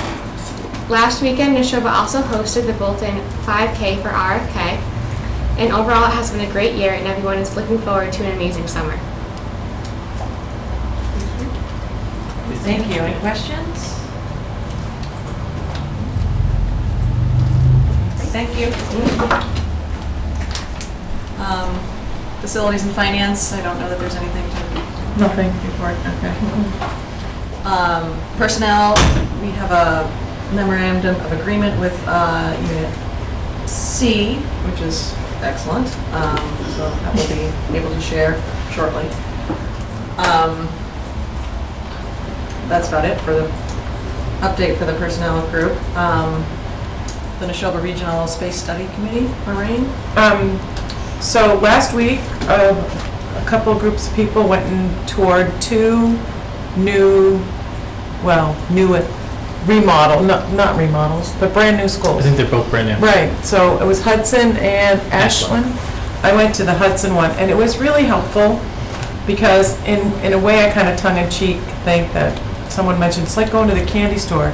It is, but it helps put in perspective, if we're gonna have a 21st century curriculum that rewards and encourages collaboration, what does the space have to look like in order to support collaboration? And it was very clear what that needs to look like. So we're still doing a lot of digging and a lot of information and fact-finding, but I feel like we're starting to move on in the right direction in gathering the information. And I guess we have to have a recommendation for the committee when? Well, now it'll be for the beginning of the school year. Just kind of an update. It's actually, the first one is an update. We need a recommendation by January.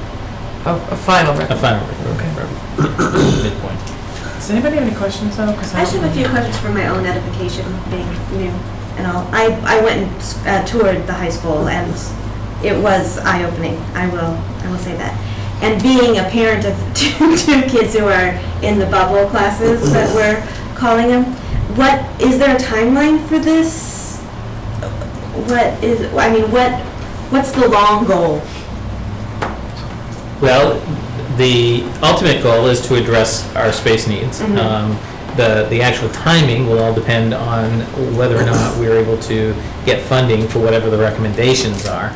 We should have the recommendations by January or December, and that would cue us to do something with the Massachusetts School Business Authority, if that's something that the school committee would like to do and the three towns agree to do in terms of future funding. So if that were to happen and everything went well, whatever it is we decide to do could be here by 2019 in terms of timing. But it all depends on what the project really is, whether or not. So the three towns- that date is like pie in the sky. That's happy pie in the date? sky, Okay. absolutely. That's the very best date Yes. that we could look at.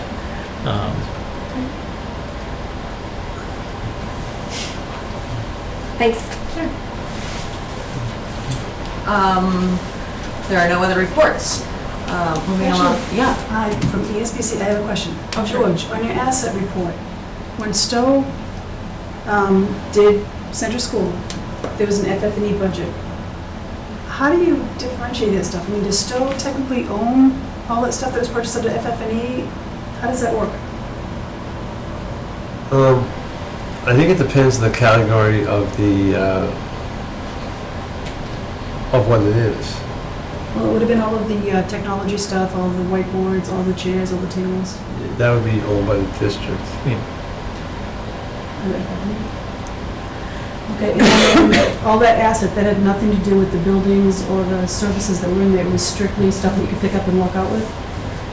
No, it has to So do it would have with, no, been- it has to do with everything. So you have reports on all of the mechanical units, the air conditioners, the Well, then I, windows? yes, it's part of the capital asset, yes.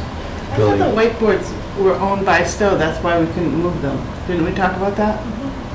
And let them keep the whiteboard. Those are part of the building. Those are attached.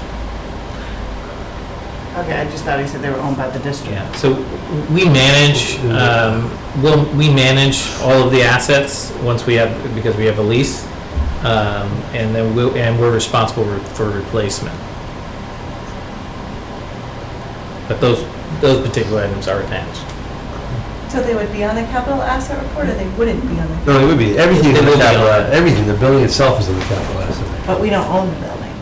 We don't That's own true, the in building. those instances, those buildings are not. Right, we lease the building Right, Got it. and the property. right, so that, right. But like the high school building would be part of our capital asset. Yeah.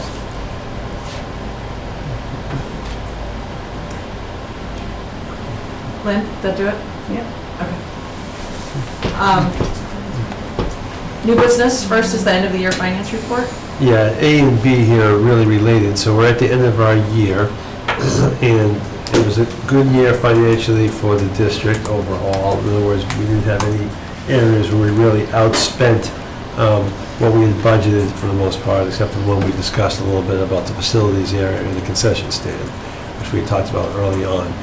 The areas that a lot of times, the school districts are challenged, areas that have fixed costs of sorts, things like utilities. Even though we had, as everybody probably still recalls, a kind of cool winter this past winter, we did not outspend our oil budget. It was close, but we did not outspend it. Same with our electricity budget. So those are big expense areas that we sometimes have to worry about that, once again, we've managed pretty well. Another area which is very volatile often is special education tuitions. We did not have a problem there. And we knew going forward that we probably wouldn't, only because we do some prepays from the previous year, but that's still an area that we were able to manage relatively well. The areas that worked out well that we also knew was going to, the one area that's always very volatile every year is, of course, salaries. Because we budget, who we have working in March, we budget their salary for the following year. Obviously, some of those people leave. So if they leave, depending who we replace them with, do we pay them more or less? And, the teacher, sometimes if a teacher leaves at the top of the scale and comes at the bottom scale, there'll be a savings there. But sometimes it works the opposite way. Sometimes, someone's only been with a couple of years, leaves, and then we hire a teacher who happens to have, more experience, and we pay them more. So that's one area. The other area is when jobs are open, we would save money. In other words, if someone quits and we don't want to hire somebody for a period of time, in some jobs, like custodial jobs, that happens, things like that. Superman's okay out there. If you can stay on task, landing on the roof. Yeah. Those types of things. So this year our salary budget, as I reported in the quarterly reports going along, was looking good.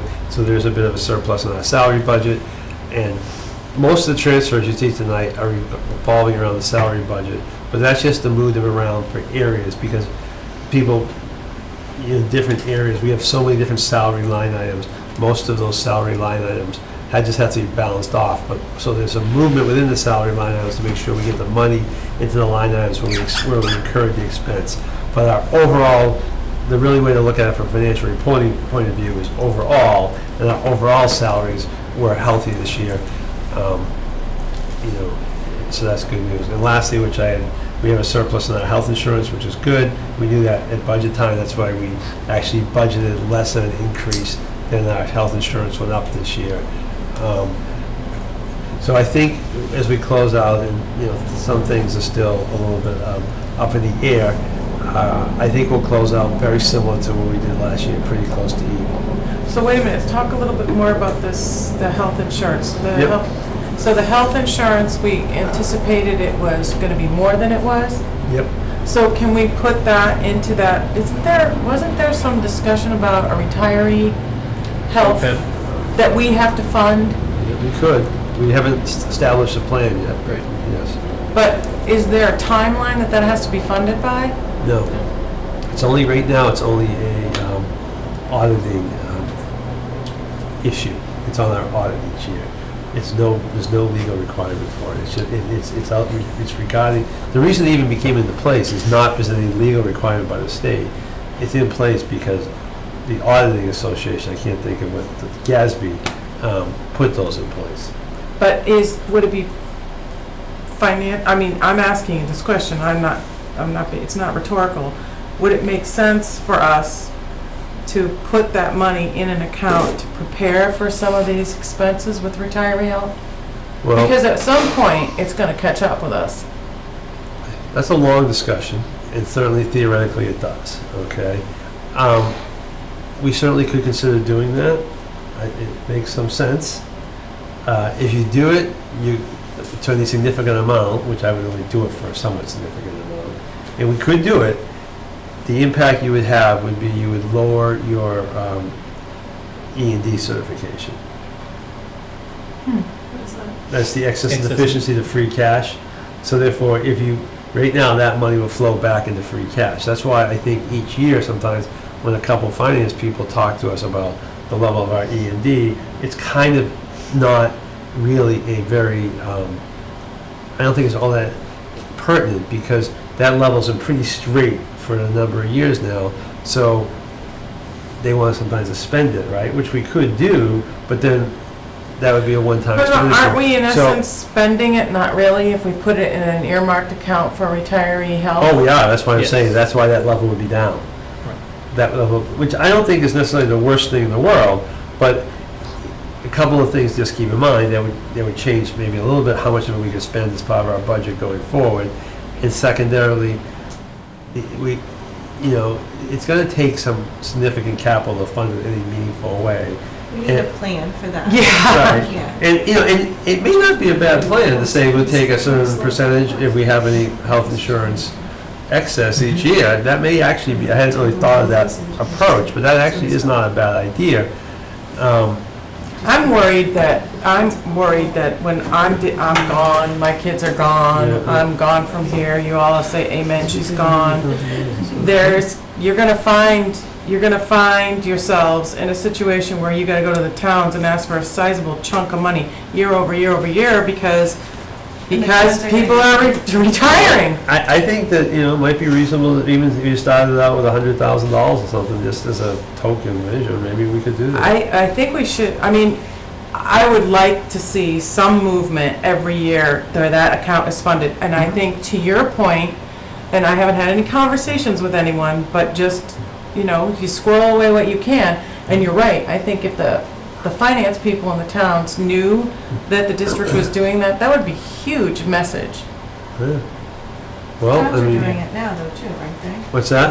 They're discussing it. I have to get an update to see where. Right, we'd be a little bit ahead of the town, that's the other thing I was gonna bring up. Is that a bad thing? I don't think so. Nope, I think that shows some pretty Our impressive expense is promise. greater. Our expense is greater, right? I don't think it's a bad thing. The only issue would be is a few of those people feel like it's their money, so the excess is an issue. Whose money? Towns. But they're not asking for it, you're putting it into E&D, But if- whatever it is. Well, but if E&D goes above 5%, they get it, they get a credit. We've been right around that 5% level, okay? I don't think we're gonna exceed it, we might, and if we do, that's great, we don't, that's fine.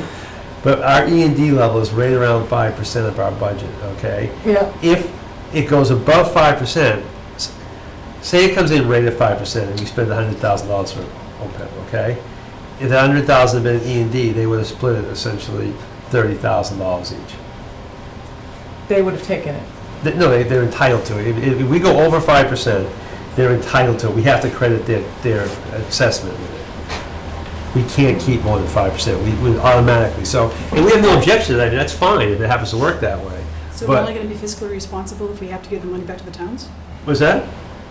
We're only gonna consider doing that if we have to give the money back to the Wait, towns? No, I think there's no, two issues. no. Let's slow down. No, all I'm saying Something. the consequence is, which I think it makes sense to be fiscally responsible and do it, but that will take away, and likely take away, any possibility what I just described would happen. The district would lose it. No, I get that, but what, if you put it in a special account earmarked for that, does that go under E&D? No, it doesn't, that's what I'm saying. If we put the money in an OPEB account, which I think makes financial sense to do, okay? Or could be, you know, arguably make financial sense. The problem with it is, we're never gonna hit anywhere near what our OPEB liability is, so it is token to some extent, But you okay? know what, But George? it's good faith, I think it's a Right. good idea, okay? It's good faith, and I think it's a good idea, I would support the idea, you know, just sitting here hearing it, having not thought that deeply about it, because I've been looking at the bigger picture. I would support us doing it.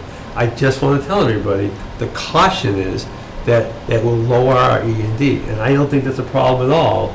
I think it's fine, but, you know, I just want to Have be... we exhausted have we ever, I'm sorry, have we ever exhausted our E&D? No, it's been very level, that's why I think it's not been an issue. It's Can been we very take, level. we can never take that back. Once we push it over, it's Right. there. That's correct. So Once It's it not goes like, in, oh my right. gosh, it's the worst snow year ever, Right, and we need this money, we don't.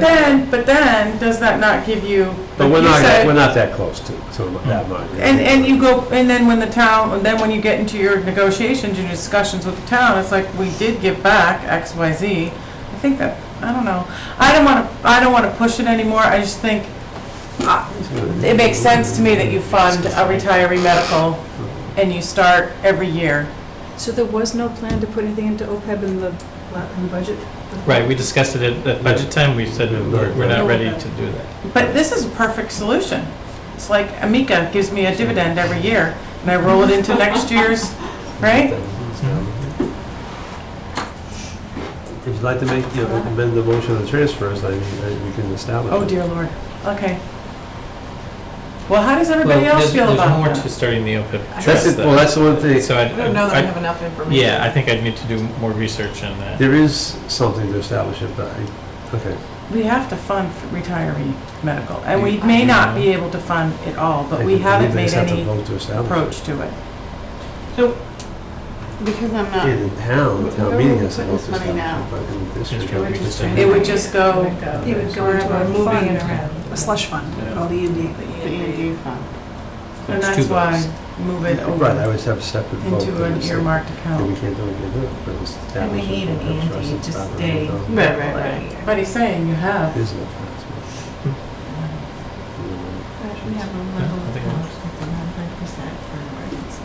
We've had emergencies before. Right, but we've never had it. George, do you feel like we need more time to make a recommendation? I want to look at it for, I might be able to do it in 5 minutes. I believe in the town you need a vote of town meeting, but in the district you should only need a vote of the district committee to establish an OPEB trust. So we need a second motion which would establish an OPEB trust and contribute $100,000.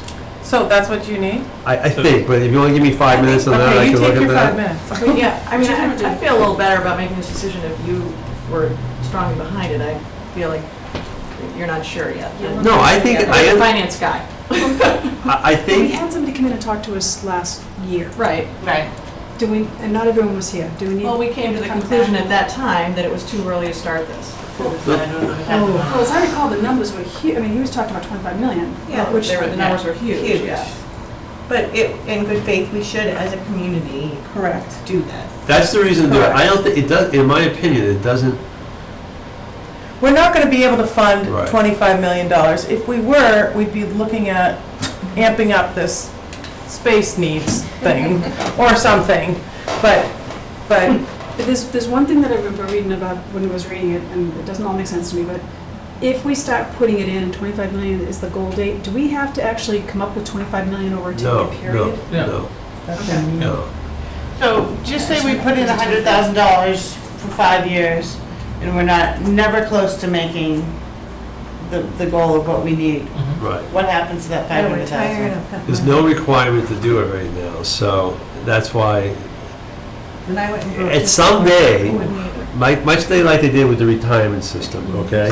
The retirement system, up until many years ago, used to be pay-as-you-go, just like the health insurance. In other words, districts and towns would pay the retiree pensions out of current funds, okay? Eventually, I think it was somewhere in the 80s, they made every retirement system go on a schedule that you have to retire the debt, so to speak. You have to go current. I think it's 2028, maybe. I think they've expanded it maybe a little bit. Conceivably, someday, maybe a law will be passed that says you have to do it. And at that point, everybody will have to do whatever their particular actuarial schedule says it will be. I would be surprised if that happened anytime soon. But in the if- meantime, it is really just a voluntary thing that would be, good faith. Your question, though, about once it's there, is it there? Yes, it is, but it can be used to fund retiree health insurance. So it's not like we can't spend it. It can be used to refund retiree health insurance. So it just has to be used for that, nothing else. And since if we had $100,000 in there, we'd have no trouble spending it, but we spend about $500,000 a year on retiree health insurance. So in that regard, we're not scrolling away where we can't get it. That's why, it seems somewhat of a momentous thing to do off the cuff. It's really, at that level, it's not. And that's frankly, maybe shame on me. That's one of the reasons I hadn't thought about it too much, because I always try to get my mind around the much larger number, the much larger thing, and hadn't really thought about but other towns, a bit to my surprise, in the last couple of years particularly, have started doing that type of thing. It feels like an awfully small donation to a big, big pond, but. But we're doing, but you know what, George, the other thing is, like, even if we do this and we get to a point in a couple of years where we can handle our $500,000 a year in retiree medical expenses, like, in 5 years, it's gonna be more than that. In 10 years, it's gonna be, we all know what the actuarial tables say about people in retirement right. and the expense of healthcare, and I think it's short-sighted for us not to start to take this amount of money, and I wouldn't say 100,000, I'd say take the whole thing. You're gonna end up spending it anyway, and put it into an account, and start to get into that habit of anticipating, and we're only anticipating a percentage of what we need for next year. We're not even anticipating 5 or 10 years out, when we have a big We need. can encumber it now. Yeah, we can Trust later. Yeah, that's a good point. I don't think we should vote the whole thing, because that's gonna, Why? Where's the rest of it gonna go? E&D. Yeah, and I don't I think think we should- E&D is important. I I don't think think we E&D should take can. part Nobody Oh, not thinks it's 5%. not. I thought you were saying. No, no, she's saying, The whole oh, thing. because that's has what the to have insurance E&D. is. yeah, we could do the 175, I guess. I mean, I would do somewhere between 100 to 175. Is We could this- encumber the money and establish a trust afterwards. So just looking at it quickly, the trust cannot be established by the vote of the district committee, which is what I thought. I need to see the numbers. I can't vote on something without something with numbers written. But they've showed us the numbers. We went through the numbers when the auditor was here, he talked about If it. the numbers aren't on a piece of paper, I'll abstain. They're in our packets. The auditors talked about it, George and Michael talked about it. You can keep saying this. I am telling you, if I don't have a sheet that has a summary with dollar values, I will either vote it The reason, down. I agree, it feels a little rushed. Makes me uncomfortable. The reason it feels a little rushed, and the reason I would even, I think we've entertained the discussion, is because it would have to be voted tonight, that's why. Well, the encumbrance, definitely. We could vote to encumber it, right, and then you can release you could do that. If you wanted to, we can't get the money for this fiscal year after tonight's meeting.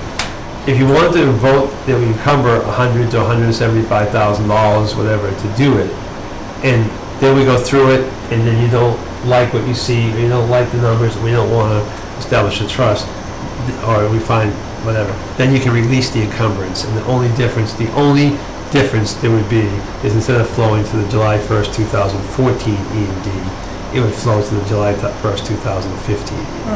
That's the only difference if we did that. But we would have to encumber it tonight. Is this the total E&D right now? No. So what is our total E&D? It's just over $2 million. That was my point. This is This just, isn't all we got. this isn't, So without that Can't written be. down, it's very unclear to me. It's what I this number really, this number here is really inconsequential. Don't look at that number. Which number are you pointing The to? 53, 553. it just happens to be the last column at the right-hand side.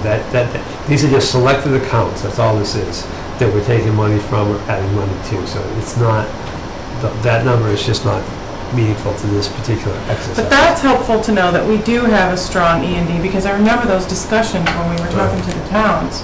So that makes sense. I hear where you're coming from, you want to see the numbers. I I'm think, comfortable with the encumber idea. Yeah. I think that would be the wisest. That gives us the fall then to explore and get in front of you how to set up the OPEB trust, and then you could move the money if you choose to at that time. Or release the Does encumbrance. that Release the become, encumbrance. does that become part of the budget for the following year? No, No. Or is that's why it has to be outside tonight. money and it's not, it doesn't increase our budget? It doesn't increase our budget at all. Right, that's why, Does anybody feel strongly enough to make a motion? I do. I have one more question. If it never becomes a law, is this still a good thing to do? I think it is, because as George pointed out, we'll always have retiree health. We'll always be costs. responsible for We'll always be responsible for those as an entity. And if we ever get to a point where, we know that the law is not going to come to be, we can always start spending it down by applying it toward our retirement health costs. So it's really not a bad thing. It can't harm the district in any way. It can't harm it, but, I mean, does it make sense? I mean, wasn't the whole idea to actually just work off the interest somehow so that you yeah, if weren't? you have, whatever, If if you you have get that to a point. $19 million, whatever. it was. Seriously, right, that's the idea, that's exactly, seriously, that's exactly the idea, but you need that whole $19 to $29 million base to do that. But that is the That's the idea, idea. essentially. It's okay. It's the right thing to do. Well, we wouldn't really be Really doing is. it like Michael's, I think Michael's, if we're gonna look into this further, Michael's idea is the best way to do it. Vote to encumber a certain amount of money. Which means exactly It what? means reserve for expenditure. Reserve for that line item though, for For retiree. an OPEB trust. Okay. For an OPEB to be. Well, and it's not wrong. And the here, too. It alternative has H to in it, so encumbering it that's- versus voting on, Well, there would be a separate motion from this sheet here, okay? I still need you to vote this sheet so we can balance our books, okay? right, All right, but it would be then a separate motion above and beyond this sheet to encumber, saying, I think $150,000 is a reasonable number. that's fine. To encumber $150,000 for the purpose of for funding an OPEB trust, okay? We can then, as Michael said, do the work. If for some reason we can't do it, or you choose not to do it in the fall, then we would just release the encumbrance, and that would it would flow right back to where it would be going tonight, Which is where? E&D, In 2015. but 1 year. What, I don't, okay, and then I just have one last question on this. If we know that we need to offset the expense of retiree health, and we know that we are not gonna have fewer retirees, we're gonna have more retirees with every year, and we know that the cost of healthcare is not gonna be less every year, it's gonna be more, why are people not comfortable with voting to fund an OPEB rather than encumber? Because I think we need to look, as Michael said and Nancy pointed out, I think we have to completely understand. I'm not completely familiar with all the requirements of funding and building the trust. You have to have a trust vehicle to do it. So this way we can take the money, but make sure there's no other catches that we wouldn't want to get involved in, or something that, or maybe we'll find out they'll say you have to establish a trust before you can vote the money, so then maybe we'd have to release the coverage for that one. That's the only reason. But then if we did that, we could then establish a trust with it. Right, but I'm saying, the way you're doing it now is just as effective, but you're not tied into it tonight on just our idea. You're just reserving the option to follow up the idea that we brought up tonight. And I would just hate to lose that. And you won't if you vote the money. Because we're just gonna say we're gonna take the money, we're gonna put it there, but we're just I know what we're investigating saying. logistics and make sure I know what we're saying. doing it but all the I- right way. As long as it's all gonna be earmarked, then. It is, if you make And I that mean more than mo- earmarked. if you make that motion, only one of two things can happen to that $150,000. It goes into the OPEB trust that's established, or it flows back to the next year's E&D certification. There's only two things that can happen. But we would know if it was gonna go back to E&D. Yeah. right. Like you would let us know that. But we're going to have the conversation about the OPEB trust in We're the gonna bring fall. the trust back, and if you don't vote for it, we require under law to release the encumbrance. Every Okay. year when we close our books, we have probably a couple $100,000 encumbered, okay? And then at the end of the next year, we have to release any of those, well, we do it well before then, but we have to release the encumbrances before, we have to certify, we have to submit this all to the state. We have to submit our balanced books to the state every July 1st. We don't submit them to the end of August or so. And that number, that balance is what the E&D is. Yep. Essentially, the balance, Yep. it's a little simplistic, but essentially our checkbook balance is even though we spent all our budget money for the most part this year, most of it, you try not to have your checkbook go down to zero. Right. So that's Got it. our checkbook balance. Got it. Simplistic. Okay. So I would need, if we're gonna do that, I would need two motions. The first would be to approve the transfers as presented, and the second would be a motion to encumber $150,000 from the health insurance line item for the purposes of establishing an OPEB trust. If that's what the committee so desires. I'd like to make a motion to make the transfers as proposed. A second. All those in favor? All those opposed? It's the second motion. We have a, did you account? Are you sustaining? Yeah. Okay. Lynn, what about you? Thank you. The only thing in this motion was making the transfers. And No, not really writing I- it. it's just Okay. right here, I don't like. Okay. They approve it. Let it go. So then the second one? If anybody's interested in making a second one. I am. Okay. I move to, I hope I'm saying this right, encumber $150,000 from the health insurance insurance line item, active yeah. line item Yep. to fund an OPEB trust, Subject to approval by the school committee. subject to approval by the school committee. Thank you for The your help. trust, I mean, subject to Correct. approval by the school committee. All those in favor? Okay. All those opposed? I'm sorry, did that pass? I didn't see. It passes. Thank you. That's all I have. Jeepers, George, it took forever. I did, I'm sorry, I apologize, I wasn't expecting That's a input. responsible thing to do. In light of the hour, and I think our guests are here for the kindergarten conversation, do you want to jump down and we'll jump back after Yes, that? I think that's a great idea. So on our agenda tonight, this is old business. As you recall from our last meeting, we had a presentation, a conversation with our kindergarten teachers and our early childhood coordinator, Cindy Maxfield. And the proposal is to change the half-day ending time from 11:35 to 12 o'clock noon.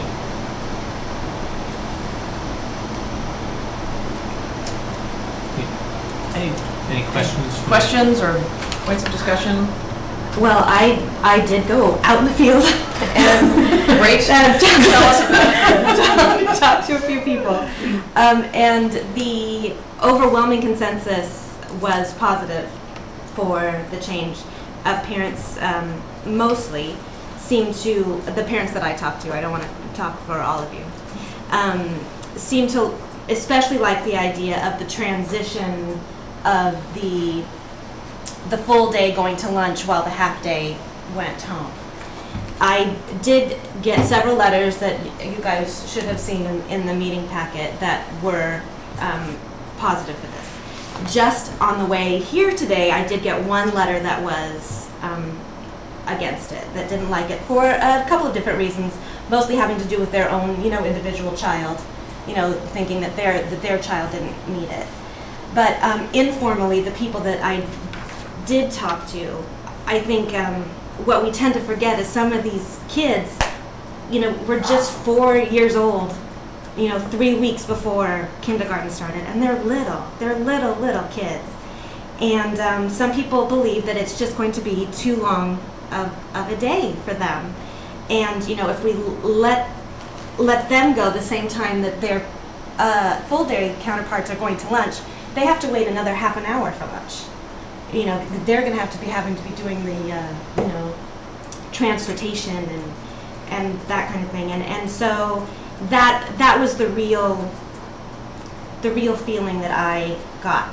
People like the fact that there's, that all the specials will be, full specials, and that as I said, the transition itself seems to be more of a logistically smoother kind of thing. But as I said, overwhelmingly positive. I think the parents that I talked to, and again, I don't want to, were concerned about the really little, the young kindergartners.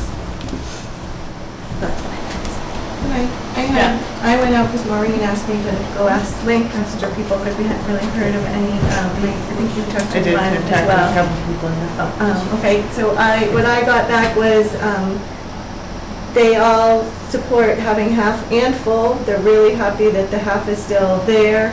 A lot of them want it and want to keep it. And the other thing I heard is they felt there was almost no complaints. They're all happy with the extended day. Everyone was, who had heard that was happy with it. The only thing that was the negative on the buzz was they didn't know if they should proceed. They got a couple letters, the half-day folks, to say, hey, are you sure you don't want to do full day? And then they got another letter, hey, are you sure you don't want to do full day? And they were like, why did we get two? Are they pushing us? We don't, want it, we're happy. So that was the only thing that they weren't sure about that they had brought up. So who sent the letter up? Was it from I don't, Neshoba? I didn't The school district? I agree with that. I got two. The only negative I got also was insinuating that half-day is the plan to go away altogether. That there was a good group of people that said, half day can stay, and they were happy when, I guess, they watched the presentation on TV, that they said schools, I think, like Acton or Boxborough, who've done that for years, and it works great. And it works great. So they just hope that we aren't saying this is the first step in the plan to get rid of half. So I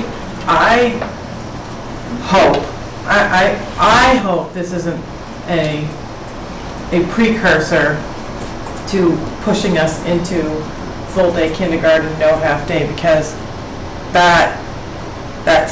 we're not there. We are not there, and I know that it's even in the district goals, it's kind of intimated again. So we need to kind of get a handle on that. That's separate from this, but very much related. I don't want half-day kindergarten to go away.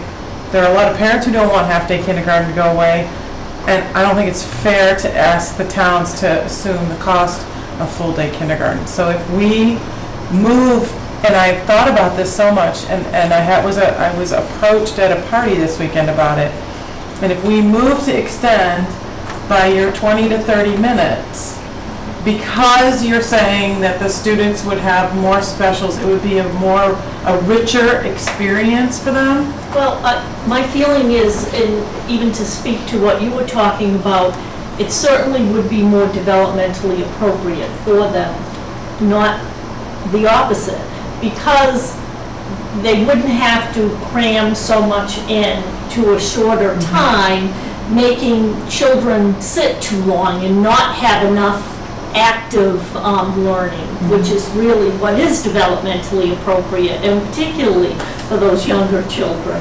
So, and I think doing this is a nice alternative to have to go to all full day, because it gives them the time they need to get in all they want to get in. And, again, like Michael said, those next steps you'll be voting on in the future. But right now, I really like this step, and having this much time, the teachers love it. They just feel it'll be a much better day, and they can have a little bit more relaxed curriculum where the children have more time to process and be active.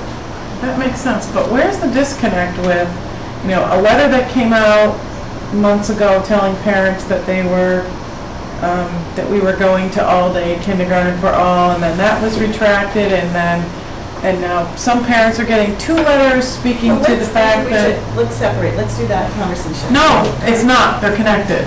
They really are connected, because we're talking about, do we want to approve this extra 30 minutes? And I'm saying, okay, let's approve this extra 30 minutes, as long as it's not part of the train that everyone believes it's a foregone conclusion, like these 2 people did this weekend, that we are going to full day all kindergarten for all, and there's no half day, and that's a big misconception.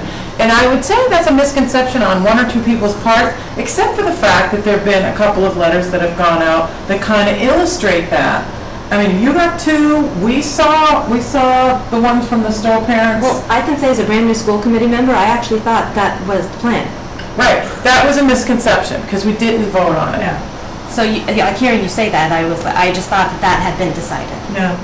No, we voted for this year and this year only. We voted to blend the classrooms. Well, and this vote right now that we're all here to take tonight, and I think why you are all here to talk about, is strictly about extending the day to noon, has nothing to do with the future plan. I don't want to make that cloudy here. That may be so, but Nancy, it feels like it just feels squishy to me. Yes, we're here to vote on that extra 20 or 30 minutes. Okay, I buy it. But then there's this big misconception, and it keeps getting proliferated through materials, and I don't We know all have why. different opinions about it, which is part of the problem. But it's not been voted. It's not been voted on or determined. It has not been voted on yet, and it's not going to be voted on tonight. So that's my point. So I think we need to make it clear that if we decide on a half hour, we're sending out a letter that says, we're extending kindergarten to this day. That's The it. Not that it's a step in the process Correct. to get full day Which is kindergarten. what was for in the district. last letter. Which I think, that's the issue, is there was some wording in there that alluded that this was a step in the plan to get full day Correct. kindergarten. And I think that's the issue. So as long as we make sure the wording is clear that this is what we're doing, And it needs to be that's it. reflected in the minutes that way. Right. I'm not sure there was ever, I don't think there was any confusion that tonight we were only voting on the length of the half-day. But between the letters and everything that's been going out, the word out there is, we're going to full-day kindergarten.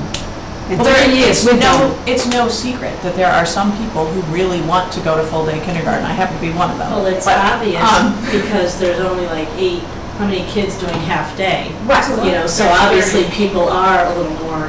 And there's different reasons for believing that that's the right thing to do. Yeah, there's a whole Really different- different. How many vote like 30? I don't know It's about 10 in Bolton, Bolton. but 30 Well- kids in Stowe is 2 half-day classes to me. 2 I believe there's separately functioning. Seven in both, so, So, I mean, I'm definitely, my child is June 28th, he's not gonna be 5 until then, so I'm all for the half-day, and I, like you said, developmentally appropriate, and I My issue just happens to be with, I believe. transition. I believe that public school kids should be able to attend school for free. And having the half-day and the full day, people have to pay for it, I morally object to that.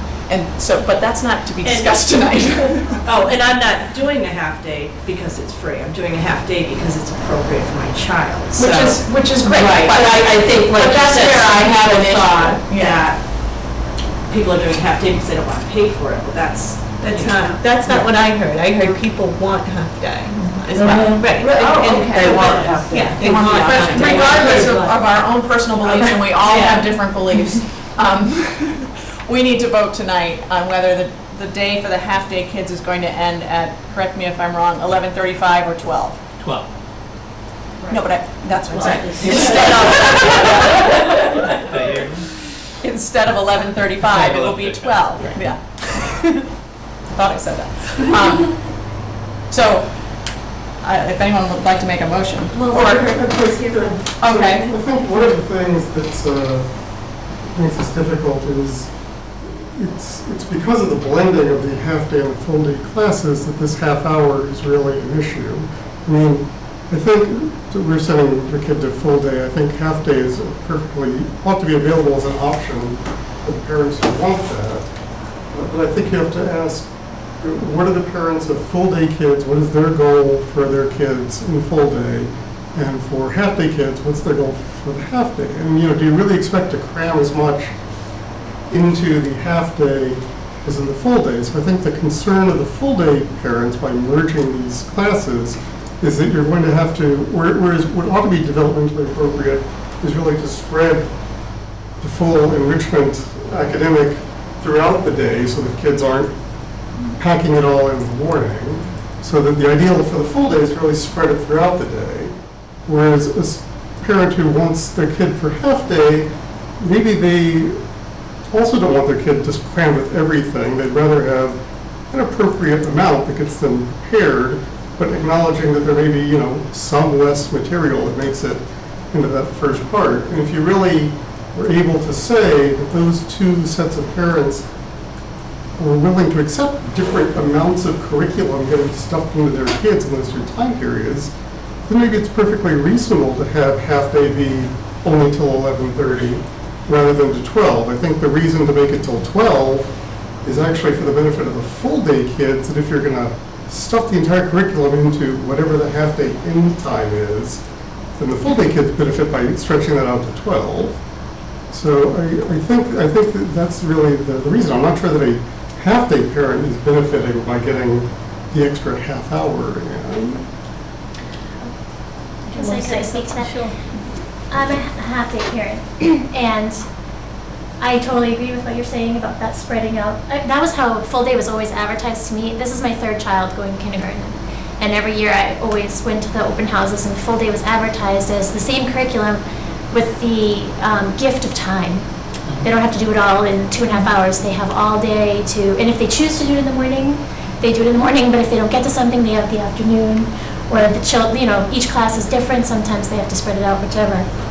And so it seems like it would be catering to the full day, but for my half-day son, some of the specials are not available to half-day students because of the time and schedule constraints. If you lengthen it to 12, he may get access to library or art or computer or whatever is missing now, which is also a valuable part of being a kindergartner and going to school. It would make him more even with what the full-day kids are getting, which he wouldn't have gotten in just the regular half-day to 11:35. Also, I don't want my child to leave at 11:35 when class is going on. I don't. I want my child to leave when the other kids get their lunch boxes and walk to lunch. I want my kid to put on his backpack and go to the bus. Because it's one transition, it's seamless, everybody's in line, they just go in two different directions. Just like at 3:05 when some kids go to pickup and some kids go to the bus and some kids go to extended day. It'd be the exact same transition. I mean, it is 25 extra minutes, and I have a son who will be 4 on August 27th, the first day of school. He will turn 5 on August 31st. I debated keeping him out. I mean, he's young. It's 25 minutes. I mean, if I really wanted to, I could pick him up every day at 12. If I was really worried about his lunch, being delayed that extra 20 minutes, I'm sure Mr. Lacoste wouldn't mind if I drove every day and got him home at 12:05 to eat. The 20 minutes is going to make it better for him. He's going to have more time with his friends, a better transition, more time for specials, more time for curriculum. It'll be just developmentally appropriate. I just think it's a good solution for the full day and the half day kids to have just a common time where they can learn and then just do what they need to do without full day kids wanting to go home or half day kids crying I wouldn't want this if it was a separately functioning individual, half day class. 11:35, totally, that's what I would pick. But if we have to be with full day parents, not that I love full day parents, but we have to be melded, the two classes have to be melded, and if there's no choice and we can't have two half-day classes of 15, which in Stowe I still don't understand why we can't do that, but if we can't do that, then this is a good solution. I think it's fair for the full-day kids because their curriculum's not being smushed as much. It's fair for the half-day kids because they can, they can leave without feeling like the outside, we have to leave, but you guys get to stay and do whatever until 12 o'clock. I just think it's a good, and I'm not speaking for everyone. I'm certainly not speaking for the parent that wrote to you about the younger child, but I know a lot of families in Stowe, and we've been writing back and forth, and everybody that I've spoken to would like the 12 dismissal, and a lot of them have kids who are young. I've only heard of one who is not interested, and probably the same person that you did. And I don't want to make that decision for her either. She has to do what's right for her, but it just seems like it's the best, fairest compromise. We all have to make compromises, and I would much rather have independent half day, but if I can't have that, this is like the compromise that makes it fair for all the kids, I think. That sounds great to me. I was worried I'd sort of prefer half day to go till 12 also, but that's for the benefit. Well, yeah, I think so. So if it makes half day parents happy to go to 12 also, then that's great. And are they still going to run 2 buses? Will they run 2 buses? If they run 2 buses at Stowe, there's 30 half day kids, so if they run 2 buses, most kids, the bus routes are like 15, my son's was 10 minutes. I don't know what the longest child's bus is, but you would think most kids would be home by 12:20. That's still kind of late for lunch if you're used to eating at 11:30. They get a snack, right? They have a snack. And the teachers they don't seem to think it's a problem, and they're used to having these children either all day or half day, and they said, well, adjust snack time so that they're eating and have enough, and you can make sure they have enough to eat. But if you have to send them a little extra, they can have lunch at snack time if that's what it'll take for some children. But the teachers don't feel like this is a problem at all, and they don't feel, and to be honest, they're just loving the 12 o'clock time, and even if we still had the 2 separate classes, they would still love the 12 o'clock time because they feel it just makes for that better morning set. And I think the most compelling thing was what Kathy alluded to, which was last time you told us that you went on tours and you talked with districts that are strong districts that are doing this type of a program, and it's working well, and the teachers like it, and the kids are benefiting from it, but you still have a full and a half-day program. Right. And that was one of the concerns, was how's it logistically gonna work, and it sounds like it'll work. Yeah, logistically, it just was seamless. That was not an issue at all. Would anyone else like to say something that hasn't been said? Yes. Just one, I just want to confirm that, say come January, I feel my son could handle, is ready for a full day. Are we allowed to let our child? That's my understanding, so. I just want to, that was my. And vice versa. Yes. And vice versa. And vice versa. Oh, They would okay, fully so want we to don't come come back. back. Yeah, so, all right. Anytime. You don't have to wait for. So it really is. I mean, that's, our kindergarten teacher has been doing half day and full day for a while, and those kids in the half day class, whether in the full day class, have been getting the same curriculum at the end of the year. They've covered the same thing, so they'll be getting, the kids get the same stuff. Just today, they're challenging. Any other comments? Yes. I just would speak also in favor of the 12 o'clock end time for that transitions piece, because with a kid who's going to be there all day, to have, 5 or 6 children in his classroom, you have to put on snowsuits and boots and backpacks, and that's going to just disrupt the flow of what's happening with the full-day kids who are staying. And I think we're already sort of shifting how those full-day kids are going to get their curriculum, and I'd like to make it as smooth as possible. And I think this is a really no-brainer, easy way to do it. Thanks. Anyone else? Maybe it's time to vote. Anyone want to make a motion? I move that the kindergarten dismissal time be 12 noon for this coming school year. Kathy had the second. All those in favor? All those opposed? It passed. And I just wanted to give the people that were against it, give them voice. Thank you for coming. Doesn't sound that bad. Thank you all for taking the time to discuss this. Thank you, Cindy.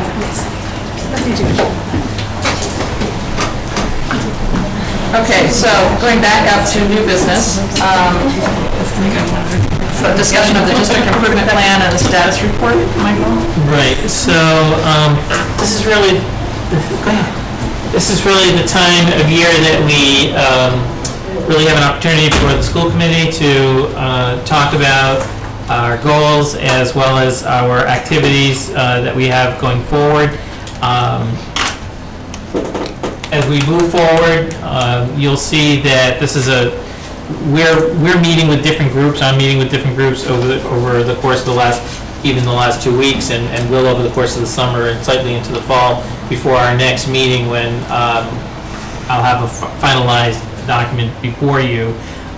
What we're trying to do is to obviously hone in our activities to meet our goals, but also to make sure that we have the capacity to do the work well.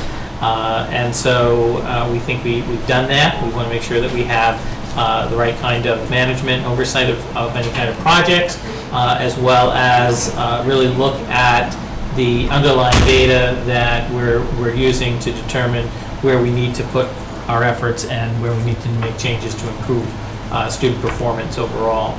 So what you have in red on this document is some feedback that I've had from our Department of Teaching and Learning, and looking at different aspects of the work that we've been doing.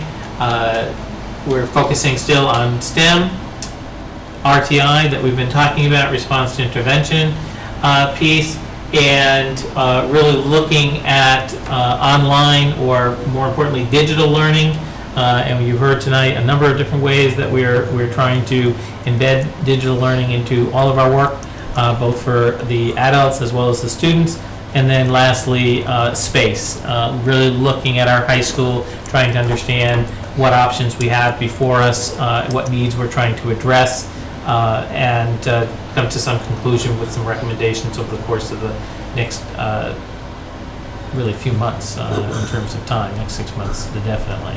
So that's where we are right now.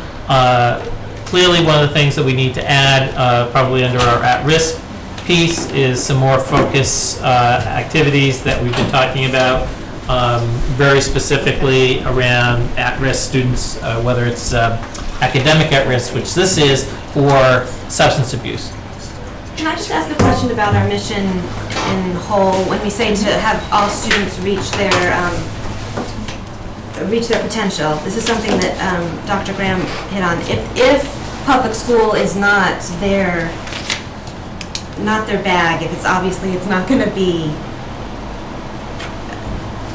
good for them, for lack of a better word, do we support those students also? Is there like counseling to get into vocational school or? Oh, absolutely. Okay, all right. Yeah. So the mission is for all students of the district, whether they attend our schools or not. Absolutely. I mean, you know, certainly as in the middle school level, we have conversations with our 7th and 8th graders as they're thinking about different options for high school. We belong to a vocational high school district. We want them to go there if that's where their strengths lie. By the same token, we know that not everybody can get into that school. So we've determined that we're going to offer a comprehensive program. So we have components of vocational education, not to the degree that they're in the lingo in Massachusetts Chapter 74 programs, but they're hands-on, experiential, and I just want to see if there is resources for kids who don't necessarily, or who will never fit. Yeah. just to be clear, they're not our resources, but they're the town's resources. Oh, okay. But we can steer them there? We can steer them there, absolutely. So I'm looking for your feedback, if there's areas that you'd like us to explore as specific activities, or even if you want us to look, if you want to look at our specific goals and make some adaptation to them. They've been here since a strategic planning group wrote them back in we started in 2004. We completed that work in 2005. So they've been here for a while. It might be time to revisit those with a large group. There were about 85 folks that were part of that group. And then there was a working group that honed them into this language. Do you want them now, or do you want us to email it to you? Whatever the board chair would like to do. Email's fine, but there may need to be some discussion so there's some consensus as to where you're going. I feel like we need discussion, but I'm not sure that we're prepared to do that yet. do it right now. Okay. For one thing, it's 8:30, and we started at 6. But I don't want to minimize the importance of this, because it's really important. This is like some of the most important stuff we do. Yeah, absolutely, and this builds our budget. And so I don't want to minimize it by having this 10-minute discussion right now. I feel like we need to, I don't know, does anybody agree that? Can we break this into pieces? So if we all kind of brainstorm over the summer and write everything down and send it to, one person or a couple of people, and we consolidate it, and then if there's 4 sections, in the first 4 meetings, we do 1 at each section, so then we can give it time, attention, and focus, and everyone knows when we'll discuss each section. Yeah, I think that sounds good too. Just clue us in as to when we need to vote on this? It's best to be done by the end of September, so that, because we start the budget work in October, and we have October, November, December to really work on that. The first meeting, First 2 meetings. the second meeting. So this will be our summer homework game. Okay, is that all right with everybody? Alita, can you send emails every once in a while to remind everyone? More Simon do? Absolutely. Defining what we're supposed to do. That would be really helpful. It really does Me help, too. because summer's fun. Yeah, this is August 25th. Have you done your homework yet? Have you I'll done be your here all reading? summer, so I will send you, Every couple of weeks, just say, hey, don't forget. How's your homework going? So maybe there's 4 goals here? There are 4 specific goals and then activities for each goal. So we could split it 2 and 2, the 2 goals. Maybe in our first meeting back, and that's something else we probably should be talking about too, is when that's going to be. Have we, that wasn't established yet. Yeah, it was in the calendar. Yeah, it's in the calendar. Was, September I 10th. think we said. September 10th? Yep. Okay. Oh, it was. Yeah, you voted on the calendar. Okay. I knew we voted on the nights, but I didn't know. I did, I didn't know we voted on the. No, I think we Okay. talked about it, because, yeah. You voted on the calendar. Okay. So for September 10th, we'll It's be on the website. prepared and ready to talk one about and 2. the first 2 goals. And then for the second meeting, which would probably be the 24th, we talk about goals 3 and 4. Is that, And be ready to vote on the 24th? and we'd be ready to vote on the 24th on all 4 of them, the whole thing, the On all whole of them. plan. That's fine. Is that good? Reasonable? I think it's well, and maybe we keep those meetings lighter and other stuff. Do we usually have big bangs at the beginning? We don't need to, no, this is usually our biggest Okay. thing. So, Can I just ask a quick one? Is it fair to say that if your curriculum is encouraging or including the 21st century learning program, and we're looking at space in that regard, that these should reflect that as well? Do you believe they do, or should we be I need some guidance as far as to make sure that whatever the effort is that I'm putting into this, it's kind of inclusive with some of the contemporary work we're doing now. Certainly, all of the work around curriculum, for example, is 21st century. I mean, we're Right. really trying to focus on, But I mean, even like Michael, like goal 4, you know, educating and blah, blah, blah, or communicating, it really could be more about collaborating, and the way that that looks is gonna Right. be different than communicating. that's true, that's true. So, all right, so never mind, but thank you. I think those are the fine tune that needs to happen, absolutely. Because that's But gonna I don't inform think the words stuff. like collaborating and communicating can go undefined. I think Exactly. in the goal itself, you have to say what you mean by collaboration Right. and what you mean. So I think the goals need clear definitions within. Well, that's what all these are, right? Right. Priority action steps. But there is a real difference between Right. communicating and collaborating. Right. Definitely. Okay, that's good. okay, so everybody's clear? Okay, excellent. The last item on our agenda, well, with the exception of future meeting items, is a discussion of surveys. Anybody has opinions or things they'd like to say about surveys? This is kind of an apropos time because we've just seen a whole bunch of the surveys that came out. I'm gonna jump in, and you can interrupt me and tell me to be quiet and step on me, and I'll step back, guys. I think we need to be very focused about survey development and deployment. If there's a way, and I hope that we don't walk away, I hope we can walk away from the discussion with an agreement on how we're gonna approach survey development, not just discussing it and put it out there and then nothing happens. If we want to be really effective with surveys, like I think it was Julie or Kathy, one of you said that there's so many of them. Oh, Nancy, it was you. I never know which ones. I know. And I ignore some of them too, I'm embarrassed to admit, but I do because there's so many of them. So if we could do things like identify what is it that we want the information for? Like, what's the purpose of it? You guys may want some data for whatever you need to do, but the schools themselves, whether it's the middle schools, the elementary schools, should have a common survey, and everybody's developing their own. So it's kind of like not coordinated. I think you could get a lot more out of the knowledge that you get out of it, and it would really reinforce where you want to go and some of the programs you want to implement. If you can say, well, this is what Stowe's saying, Bolton's saying something very similar, Lancaster, holy crap, there's a trend. So that's one thing, is let's coordinate and be very thoughtful about when we're asking busy people to give us input, and I bet you will see higher than 10 or 12% response rates.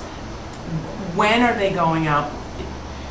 It really should be a plan. It should be a plan. It should be, we're gonna pulse people at the schools. I mean, I just really wish we could sit down and think through, what do you want to know? When do you want to know it? And what are you going to do with the information? And those 3 things have to really inform the outcome.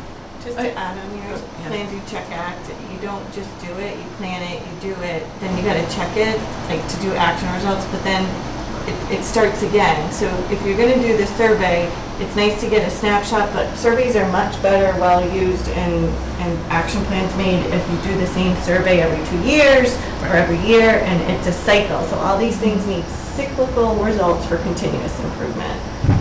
I think that the biggest thing is figuring out who you is, who's creating these surveys. And Correct. if there's a different survey for each school, then that's the school's responsibility, not the school committee. But if we have standardized curriculum, if we have parity across the district, then there should be the majority of what's going on in the We schools. don't make their goals be the same. They're responsible for their own goals as well. I'm Right. playing devil's advocate. I think But you could- consistency is nice, but I think consistency is limiting in itself. But you, as well. but that would be irresponsible of me to say it's the same survey. There should be a section on every one of them that's 3 to 5 questions, and this is Lancaster specific situation, this is Bolton specific situation, but what are you looking for from, like, if you look at the 2 surveys that I saw in the packet, I was like, they're so different. One of them talks about Michael, and tell me about the superintendent, and the other one talks specifically, I think it was Patrick, specifically about his school, his environment, and that's what the survey should do. It should inform the principal about his school, what's going on in his environment, and those questions can't be that much different. And if there are specialized programs, Patrick was talking about a couple of them now. So you have 2, if you have a section that's specific to that school, and they can put their own in there, but we're not going to get the value out of all these people giving us information if we're not finding a way to be consistent with what we're asking. We can still ask specialized questions because it's a separate town. I don't know. I don't know if I agree with taking any of the survey stuff away from the individual schools that are conducting the survey. I think that schools have their own goals, they have their own school councils, they develop their own action plans. I think that surveys, they might need help in directing the questions so they're actionable, and I think they might need help in consistency of making sure they do the same thing more than once so they can see growth or non-growth in areas. But I'm just not, like, even the standardized tests, you know, you standardize everything and you make everything, you know, it's just my opinion.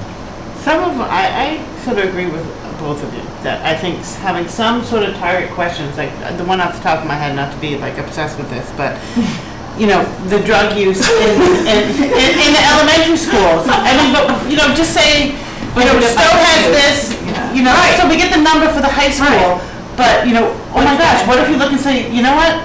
95% of these kids are from Lancaster, well, we, you know, then what's going on over there? That, like, some questions I think should be uniform, but then I think the school councils have their goals and they need to have their, So let's you know, talk about figure out what what are are important to have. Well, I think it's the school councils. But that's not, but that, I'm gonna be really careful about how I do this, because I don't want to sound negative. So, what you ask and the way you ask it is going to absolutely influence the data that you get back and the usability of that data. So, we've all seen some of these surveys that go out, and some of the questions are like, well, first of all, you're asking a question, I'm not sure if I understand it, but I'll answer it. But the responses you're giving me are leading me. And we've seen them, I've seen them, it irritates me, and that's when I shut down the browser window, because I'm not doing anymore. So there has to be a way to identify. But I think that's you know, that's not because they don't, it's not always because somebody wants to do that. No, but being manipulated. But there's an art and a science to writing a survey. So my point is, you know, rather, I think part of a way to control the proliferation of surveys is to have those surveys reviewed and have to be signed off. I don't know. I do. It doesn't mean that you're not. I don't know either. Signed off by the school committee? I don't know if signed off is the right word, but honestly, like I said, you know, there are some well-meaning, intelligent people who want to build surveys and get it out there, but they're not, but what they're asking for and what they think they're going to get may not support what they want to use that data for. And I frankly am not going to be very comfortable going forward when someone says, well, this is what we want to do and this is why, because we did a survey. Well, I don't want to make any decisions anymore unless I see the survey and the raw data. I want to see the questions and the raw data. Not because I'm being a jerk, but because I want to make sure that what we're using the resultant data for really does support the resultant data. So how do we approach this without micromanaging every single survey that goes out? 'Cause I think, I don't want this Neither do I. It volunteer takes group 10 minutes. It takes 10 minutes to be- read a survey. It takes 10 minutes to read a survey and say, okay, you gave them 4 options, you really should have 5. Why should, okay. So is there someone that maybe can go speak to school councils about doing surveys? I couldn't go tell people. I couldn't, you know what I'm Well, you're the one who says you don't. I couldn't So go out and tell done people surveys how to and do them, but I could certainly give my input on a committee. But if someone said, this is the most effective way to get the results, not, I don't want to say the results you want, because that sounds like I'm leading you, but Or you know, to maybe get it's- results that you can act on, or. If it's the principal's jobs to develop the surveys, is it? Right. Then is it the principal's boss' job to oversee that that survey is telling, accurate? That would be Michael. I think that's kind of micromanaging personally, but that's. I mean, that well, is your job. I'm not suggesting this is the answer, I'm But just. you gotta, you need. I think that, I mean, there are tenets of everything that I agree with in terms of some of the majority of the comments have been said. It might be helpful for our principals to have a training with an outside expert come in and talk about, how to develop surveys and make sure that they aren't leading. There are different frames of mind and training of that. Some prefer 4 questions so that people do have to choose 1 and not 5 when they always land in the middle, and that's what you get for results. So there are different minds of thought around building surveys. I don't think there's any one right way, but they are important, and we do use the data, and we don't want to lead people. So that might be the best way to have at least get started around some consistency around how questions are developed, not what the questions are, but how they're developed and the overall type of survey. If the school committee, and we've done this before, and I think it was very helpful for the district improvement process, is to develop a survey that is different. Other than the school that did mini surveys, they just were shorter, generally there's one school improvement survey a year. I know there's more that go out, but there's one school improvement survey that goes out. I just want to clarify that. And it's usually in March. Confusing. Well, I mean, you've got kids in different schools. Right. Yeah, and exactly. You're getting multiple surveys. Right. I don't know if is this the same one I did? Yeah. Or is this a new one? Do I need to do this one? Right. I get confused. Right. And I kind of know I know what's going this. on. I know this year we had the Endicott survey. The high school did their survey. They did a couple of other But surveys. So, don't we have to do, are there mandatory surveys for that now Race to the Top stuff? so starting next year, there are mandatory parent surveys and eventually student surveys the following year. So we won't get those till But 16? much of what we're doing as part of our school improvement survey might already qualify. They have not, or I have not looked at the released survey they want us to explore for parents. Yeah, I think much of what we do for a school survey will Maybe. address that. So how do we, because again, I mean, what really bothers me is the low numbers of response. And Lorraine just looked it up. You want to tell them what Oh, you could tell. she found that a good result is 50% and we're at 25 for a closed survey for Within this an type of within an education. Did you say 15 or educational 50? environment. 50 and we're at 50. 25. Yeah. So we're Right, low. so we need to find a way, because that's all part of communication, because even when I was reading up on, all the results and everything, communication still is pretty low. I mean, when it comes through at 50%, but then when you read all the comments are, I'm not getting a response, I'm not getting this, I'm not getting that. And I'm saying, why did they say that it was okay then? I'm not really sure what's going on. So, we're not communicating. Writing comments, that 50 people are answering the survey. Right. Not everybody who answers Most the survey people writes don't a write comment. comments. So And most people, I would think, will write the comments unfortunately are probably negative. Right. That's normal. Well, no, a lot of them said, a lot of them were like short and sweet, love them, does a great job, no communication. It was like, they're all, it's like, it's 50-50. You know, But if you, so, no, but if you for the dig, comments. but if you look into the survey, like, the comments are on a minimal number.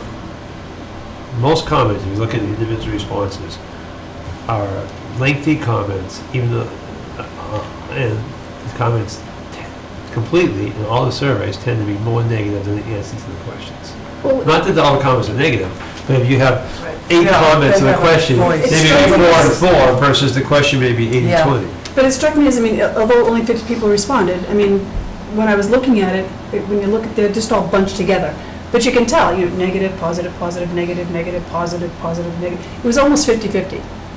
You know, because you can I see think- where the negative stops and the positive But starts. what I think he's saying is that if the bar is 80-20, Right. out of the 10 comments, are Then only the 4 and 20 4. responding? No, that if it's half and half, it's not all the half. If 80 people, if 50 people answered and it came out 40-10, yes or no, okay? And so that would be majority positive, right? Pretty substantial, okay?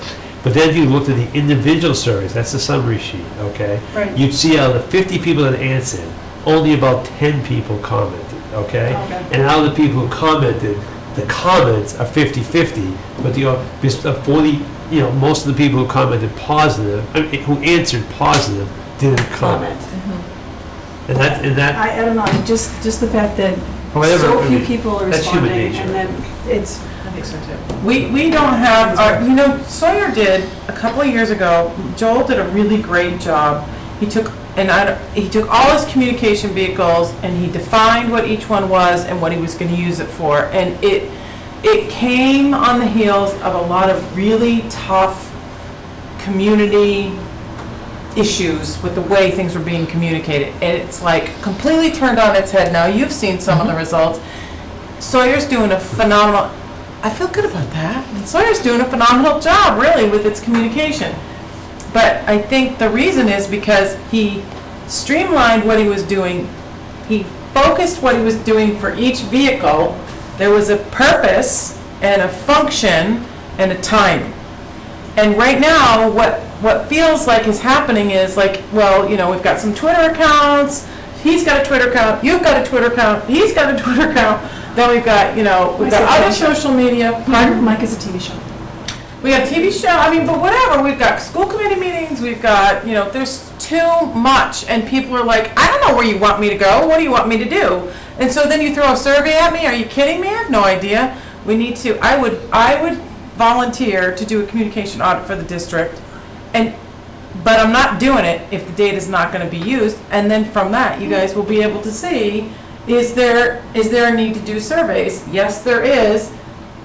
Michael, frankly, if someone that works for you wants to do a survey, it is your right, your responsibility, your role to review that survey and make sure they're asking for stuff that you really want them to find out, right? But I just want to see the raw data and the way the question's asked if we're going to continue to have disparate surveys at different times of the year. It's going to be numb to them. You won't get a response.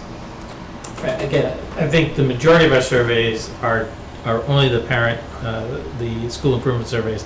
This year was certainly a sort of an oddity because we had several high school surveys related to NEASC. So it kind of threw out, and one school tried a mini survey approach because the numbers weren't as strong as they'd like.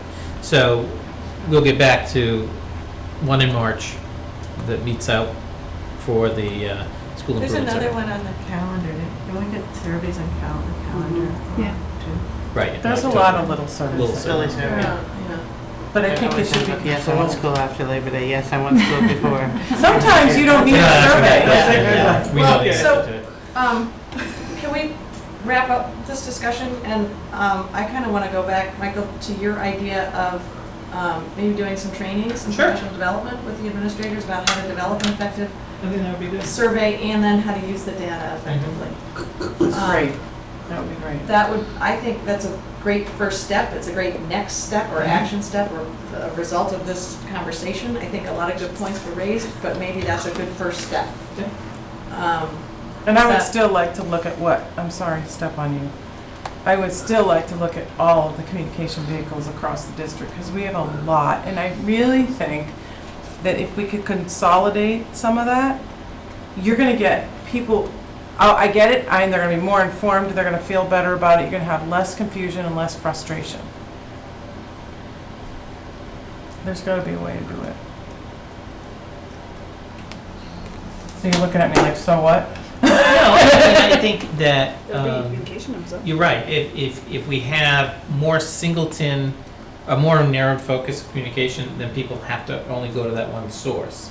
Or with Or few, multiple, right. but fewer. The challenge always is, do people have enough need to get the communication?